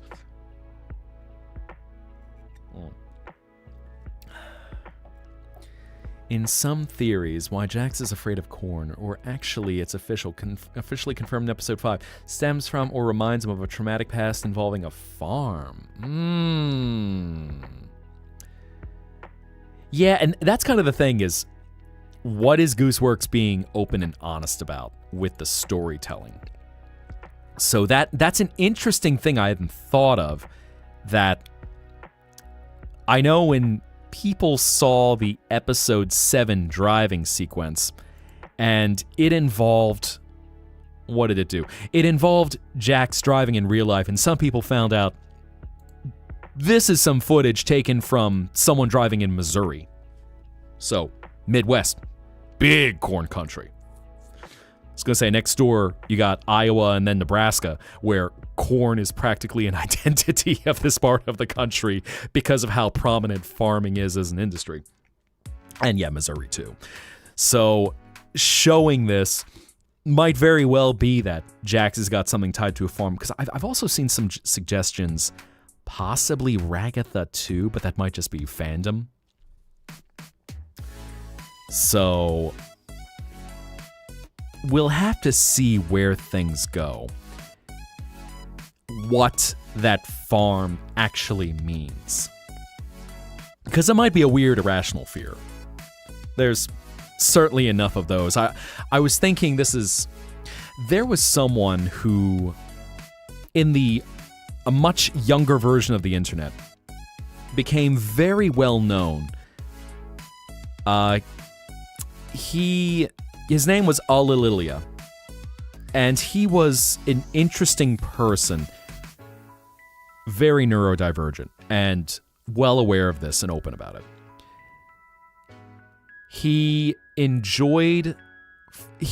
One of his special interests was finding ways to break the gameplay in the game Bubsy 3D, which Bubsy 3D was a mess of a platformer. But this guy enjoyed finding every way to do these weird, hacky things in the game. And he also documented a lot of things that he dealt with where he had a lot of sensory issues. He had a lot of particular I'm trying to think, rituals, I believe would be the right word. I'm drawing a blank on it right now.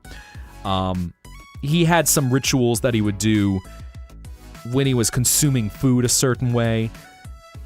He would document some of his dreams and some things that would play out in the sensations like this.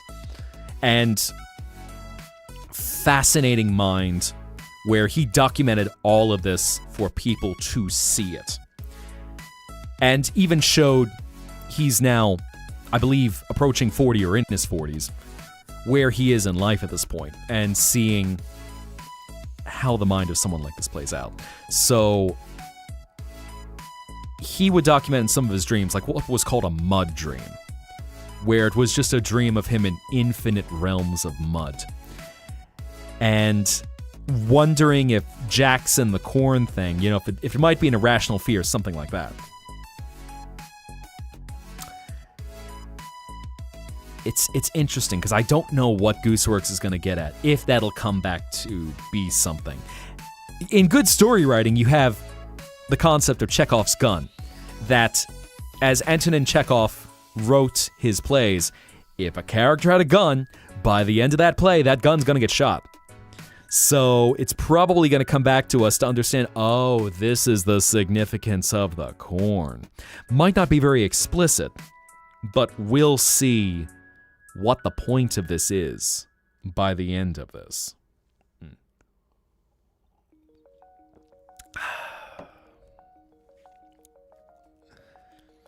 It's so interesting when you get a good show to break down and dissect that I feel animation lovers really... Delicious peepeth, it is rich in moisture. The fear of corn, the actual term for the fear of corn. Calampocophobia. Huh. Interesting. Collaring number 6. Can't believe you. Phobias are fascinating. Especially since there's there's really no consistency to why something are in about. Oh, we're still in the Amazing Digital Circus. Kind of, sort of. Dex, as you've seen by now, I wander and I just wander through so many topics. So we've been kind of going through. Ow. Bro. Hit me with a worm. Can't believe you. Calampoki, meaning corn. Hole phobia. Jax is fearful of the hole. He doesn't like holes. Entire fandom starts side-eyeing and being like, so you don't like the hole. What does that mean?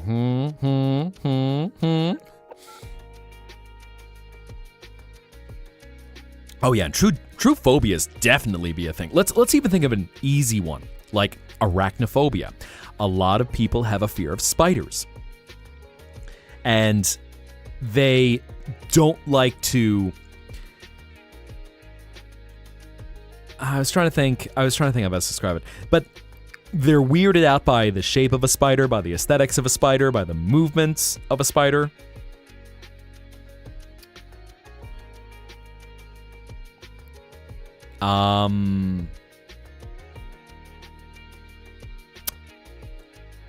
What was I going to say about that? Thinking about things like that just weird people out. Even though most of the time, spiders aren't going to mess with you.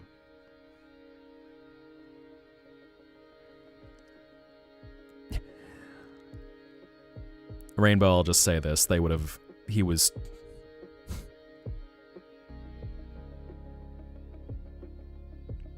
Let's just say there were some that were given consideration more than others.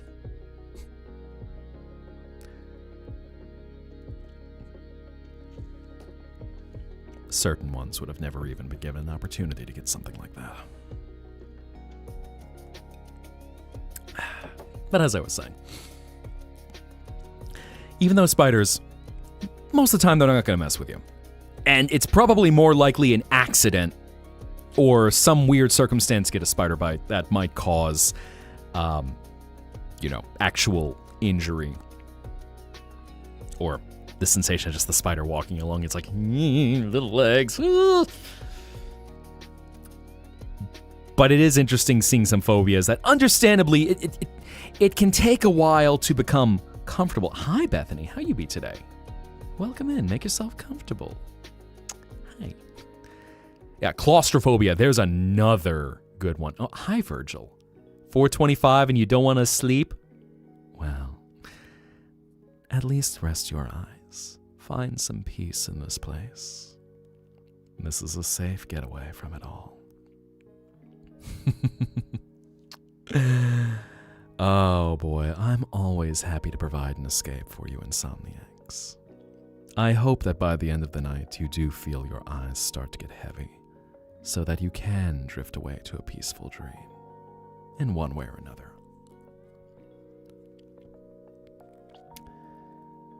Lost Lands. What is Lost Lands?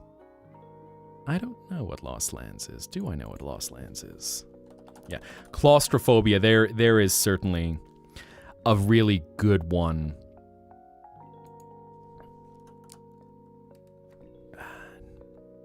Again, I realize I'm a little bit with my words.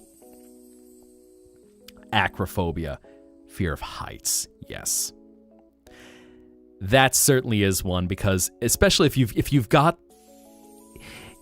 a mind that's really good at fantasia, where you can envision things happening, acrophobia and fear of heights, you look down and your mind is playing the scenarios of what can connect you with being high up to falling and not being so high up.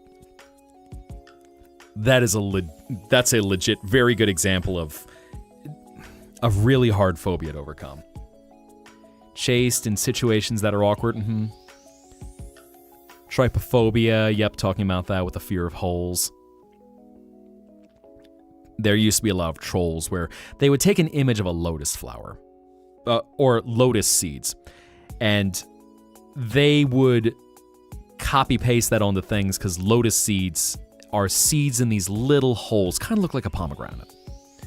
But it would be very weird to see these things and just make people go, oh, no, I don't want to look at that. Yuck, yuck, yuck, yuck.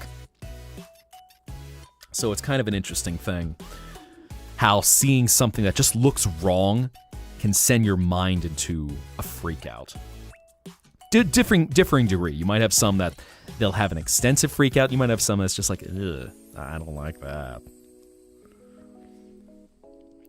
Yeah, darkness, heights. And ideally you can find some peace from a lot of phobias. But I'm not going to pretend it's easy. So, where's it going with that? Where does it go with that?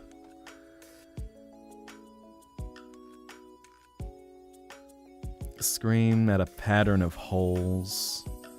What were we doing? Mostly just chatting tonight. Tonight's been a pretty low-key night. Just kind of vibing for a little bit, kind of talking on.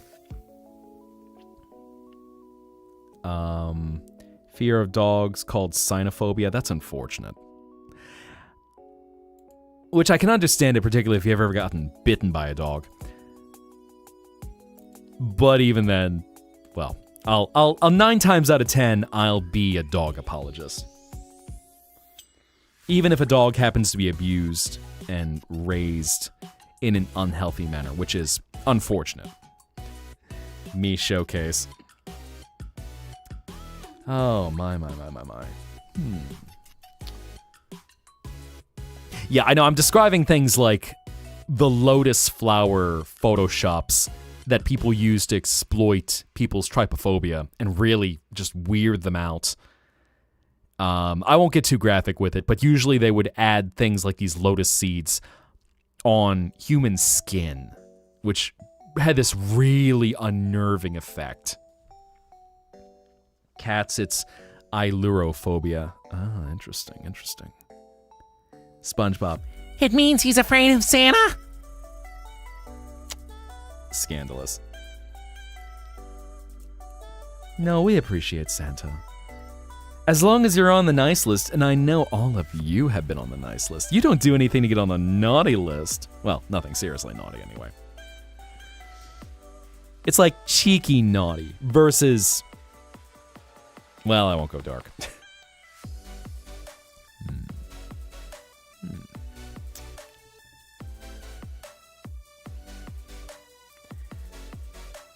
Yeah, I didn't want to get too graphic with it.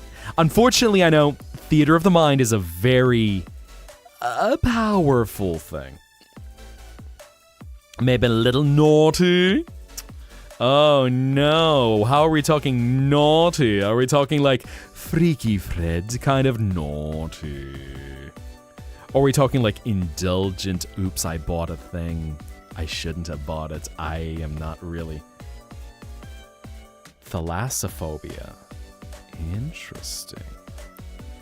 Also the cinnamon toad that triggers trypophobia. Oh boy.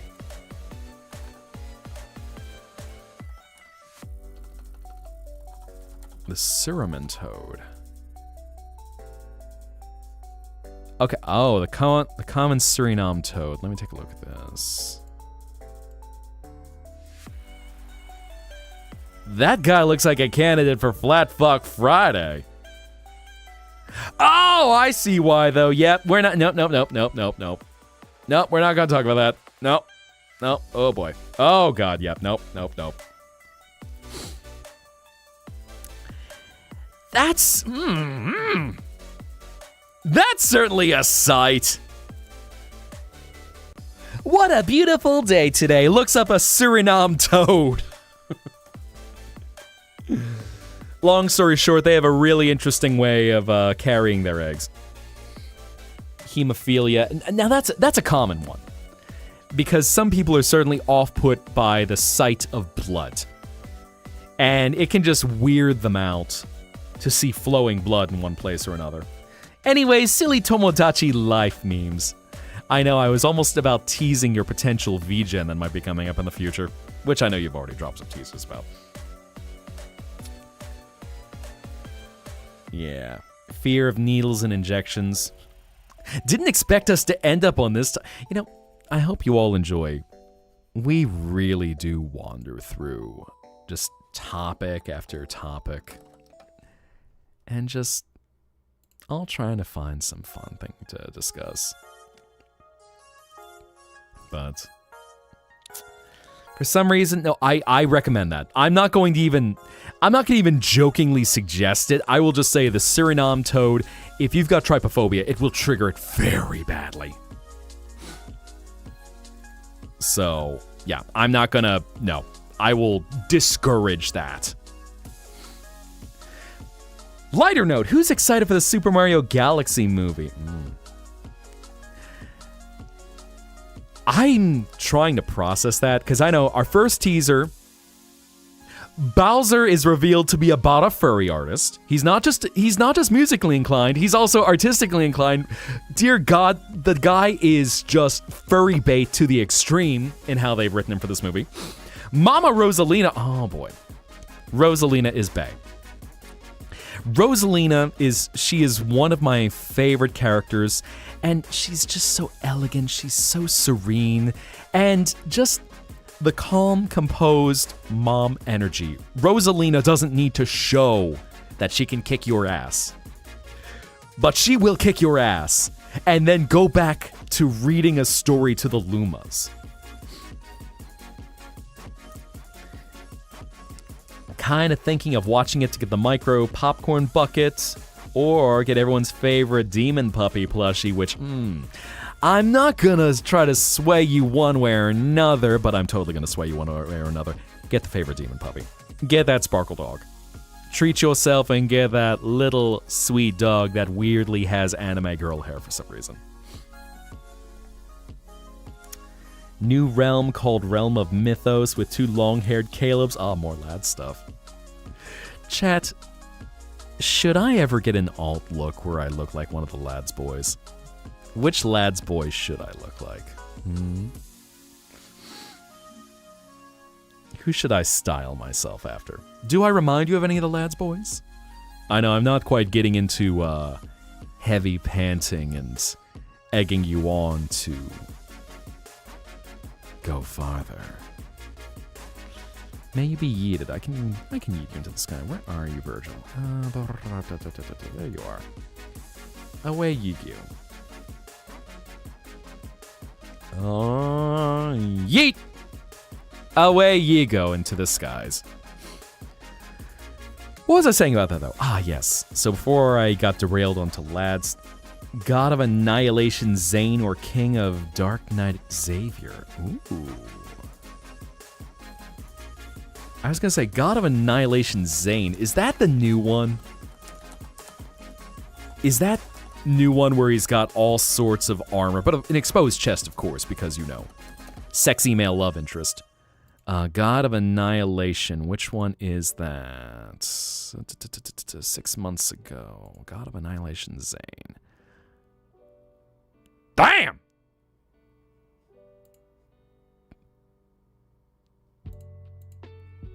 Respectfully. I remember when this... Yep, okay. I remember that one now. Man, that had a spicy animation when that crossed my feed. Holy heck, they got no chill. Men, why don't you all look like this? Take care of yourselves. Spoil the women and other men of this world. Might have astrophobia, that's something. If you guys want to go with the Bazumis, go for Netherlord Caleb. Okay. Which I was gonna say, now that we've seen that with Netherlord Caleb, just letting his tits hang out like that. Holy heck. 3-headed dog plush. Oh. Okay, so noted. Either we've got God of Annihilation Zane, or possibly Netherlord Caleb. All depends on whether in loose robes, or just straight up let my tits hang out. I mean, you know, I kind of know where I tend to fall with that one usually.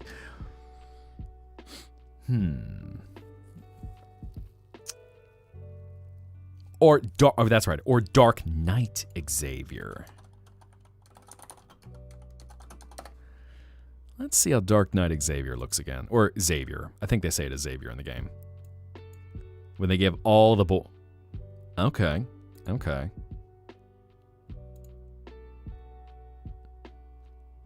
And all these boys use good shampoo. Fair enough. Interesting.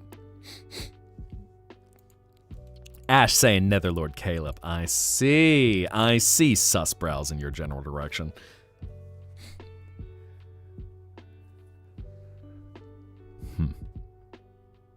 Noted. Might have to get some fan art commissioned at some point. Smiles big and wide. Listen, lol. I know, it's all right. I'm here to entertain your dreams, do not worry. I'm just smiling. Knowingly. Teehee. And to break up the pace of everything, 6'7". Twitch, we're talking about sexy outfits for future looks. And on YouTube, it's like 6'7". 6'7". Why? Because why not? Hate that number. I think the funniest thing was just the math nerd notation where it's 68 plus or minus 1. So you're either on the edge of glory or you're on the edge of disaster. Which will you get? I don't know. Good luck. Find out the hard way.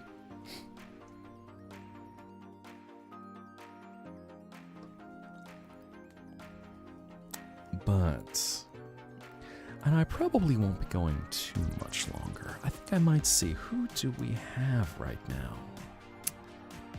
Let's see. Let's look at the twitch.tv. I almost said twitch.com, but I forget if there actually is a twitch.com. Twitch.tv. Who'll be live right now? Blame Cash and Nico. Oh no. So, we've got... Things are a little quiet right now. Like I was just seeing someone who came in for a short and sweet stream. And we got someone screaming on the front page. Why is the front page content always suck? But I'm gonna ask you where we should all go.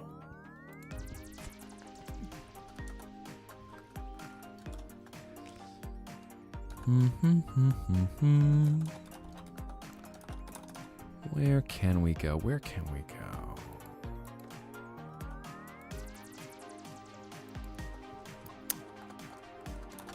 There we go. There's also the other thing. When you're talking about things that have a lot of brain rot, you don't want to ruin a joke by doing it too many times. Because at that point, it just gets annoying. And you just say to someone, okay, this was funny the first 360 times. By now, just stop. Stop. You keep making the joke, the same joke, every time. Like, there's someone I know who... I don't talk about this person too much because they were an absolute creep. And, the only time I ever want to hear anything about them is when their inevitable Google Doc drops.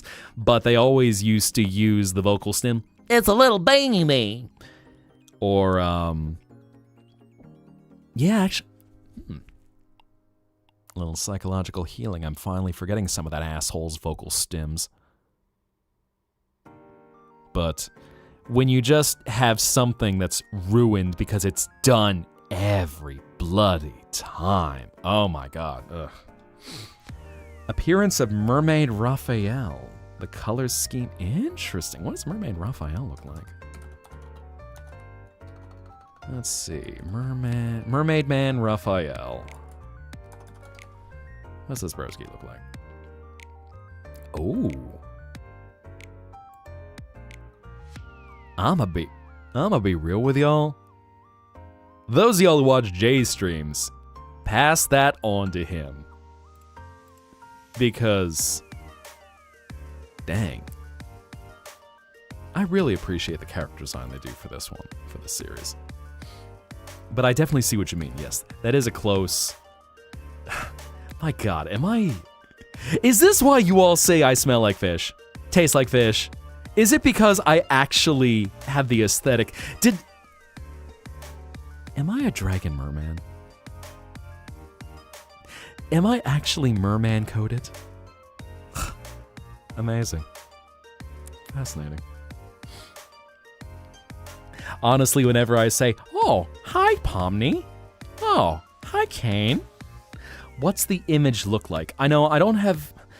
I'd have to pull it up to share it. And I think I'm probably going to end stream soon. But yeah, just, look up Merman Raphael. And you will be able to. Lemurian sea god Raphael. Next art prompt for Mermay. I know, we're getting close. It's gonna be Mermay. After we got what? Macro. Oh! That reminds me. I knew I was forgetting something. So, Macro March. Star Fox announced in the Mario Galaxy movie. How's that for a transition? Oh boy. Now, there was the twist I was not expecting when suddenly. Alright, we've got Mario characters. We've got Rosalina coming into this. We've got Wart apparently coming into this. We've got Bowser Jr. Freaking Fox McCloud. I'm seeing this, just my jaw dropping like, what? And if anyone knows why that pivoted my mind to think about Fox McCloud, you're a degenerate, and I appreciate you knowing the depths of the internet like that. Oh boy. Okay, fine, I'll stop beating around the bush. So for anyone who's not familiar, Fox McCloud, Star Fox, there is, and hello, Zachy Pinch's nip, well shucks. How's that for an entrance? Just comes in, honk honk. Amazing. Scandalous.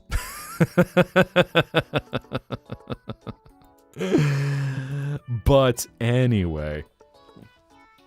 So, I loved Star Fox for many years. One of my favorite Nintendo franchises. I'm never meeting the furry allegations. But, so, main character, Fox McCloud, leads Star Fox, goes on a journey through the Lylat system to defeat Andross, big baddie who's trying to take over the Lylat system, all that fun bullshit. Something, do a barrel roll! Something, slippy voice. Something, hey Einstein, I'm on your side! But, so, Fox McCloud being the main character of the series. And then Wolf O'Donnell, his rival from Star Wolf. There is an artist who's believed to be a Korean doctor who was really into Fox McCloud and Wolf O'Donnell, but he was into Fox McCloud and Wolf O'Donnell as macro giants stomping on a city, usually only wearing Speedos, sometimes less, and other engagement that destroys a city, if you catch my drift. They were having the sex. But so this guy has commissioned so many pieces of this particular special interest in so many different iterations of Fox and or Wolf and or Fox and Wolf, usually in Speedos or otherwise very scantily clad or not clad at all, just so giant that they're like kaijus destroying a city. And this man has funded so many furry artist careers for just art of this one thing. It's fascinating, and it's also, this is where we go from the Renaissance to now your patrons. They're not funding the Sistine Chapel. They're funding 1,000 illustrations of Fox and Wolf O'Donnell macro art. You gotta appreciate the suspiciously rich furry, though, with the secret identity where you think this might be who they are, but they fund an entire economy of artists. And just, cheers to you. Cheers to you. This is so much. Ow. It's at least more innocent than the Wonder Bread guy. Slowly sends Lemurian sea god Raphael to Jay in his server because I recommended it. Just like, hey, Mr. Fishman, Mr. Fish Demon Man, psst, psst. I know you just designed a new look, but, and a chance it might be. Because I think Jay actually has done a merman version of himself. It was either of him or it's a character that I think he's got a character that resembles him a lot, just with long hair. Ah, yes, well, do have a good rest of the night. Mrs. Director of HLS. Make paper stick puppets. Okay. Not the honk honk. Nips like the candy. I know. I can't believe y'all. You just see me and it's just all of a sudden, it's like a fish lure. You just see my gemmed, color changing nip nops. And you're like, or you push going, ding dong. Someone's at the door. On that silly note, let's set course for where we go. I'm gonna give you some options. Both will definitely be good wind down options. But let me know what catches your fancy. Some of y'all might have a hint of where we're gonna go. But we've either got a little ASMR, or I could send you to Monster Hunter and Vibe. Either way, both good creators. It's rare that I tend to send y'all out to somewhere randomly. I'll try to find someone that I've watched for a little bit and kind of can get a good feel for their content. Oh, and it's tied neck and neck. Make sure you get your votes in. But that will determine where we go once we call it a night. Liquid Cool, that sounds like a plan.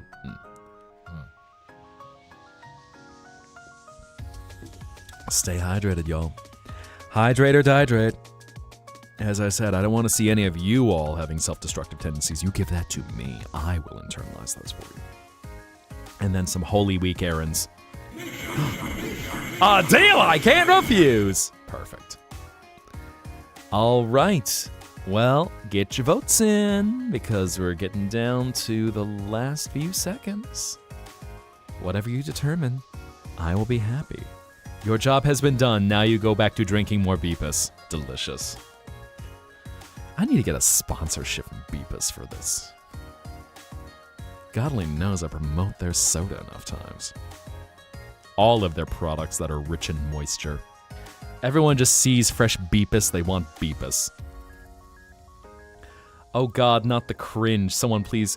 I don't send you to... Hey, I don't send you to bad ASMR. I send you to good stuff. I only send you to stuff I would actually watch myself. And it is ASMR. I need to redo my alerts too. Hi, Nibello. Good morning. You know what? You made it just in time, so other little fox gets to go for a fly. Little fox gets to go around. I'm sorry, I know I'm streaming at such a weird hour, so you know what? Little go round. Pleasure to pop in. Yes. Around we go. The little fox, she flies. Fly away! All right. Well. Also, that is an adorable Cerberus plushie. I didn't realize, okay, there are Hades. That's why I was wondering why you were talking about Cerberus plushies. Huh. Lick? I mean, if you're polite about it. Let's see, where are you, Diana? One last one for the night. There you are. That is Holy Platinum. Good morning, Holy Platinum. I know I saw you here a while ago. I didn't want to go outing you in the middle of the stream. I try to be lurker friendly because I know I tend to lurk so much. This taste. It is a taste of a dragon. Yeet. What does Beepus taste like? It tastes like wet. It tastes like moisture. It is approved by all of its enjoyers, including the non-enjoyers.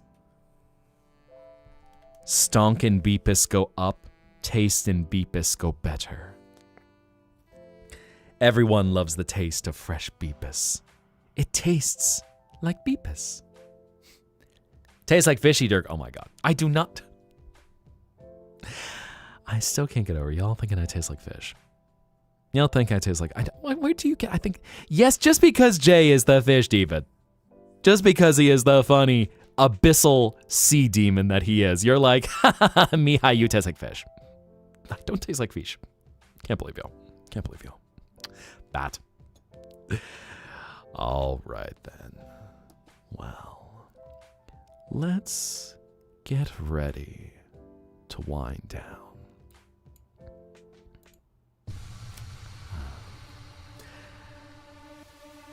I appreciate you all joining tonight. It's been a pleasure to have you in my world, and I hope that it has brought you a moment of rest, a chance to recharge, and a reason to dream again. So, get ready to close your eyes. It's time to resurface for a new day. I've got someone good to send you to. We're gonna go off to Braver Cube, who is an awesome ASMR artist. I know for some of y'all, ASMR is a little on the fence. I promise he does good stuff. But know that this world is always here for you. Anytime you need a chance to rest, a chance to escape, I'll always be here with you in the dark. Now, here is our raid message for all of you on the Twitch side. I'm sorry I can't send y'all over on YouTube, but Braver Cube does dual stream. So, if you want, I will drop in at least how to find him. There we are. But anyway, dreamers, if you'd like to hang out afterward, come join the Discord. We've got some good people there. And until our next adventure, I will see you all soon. Good night.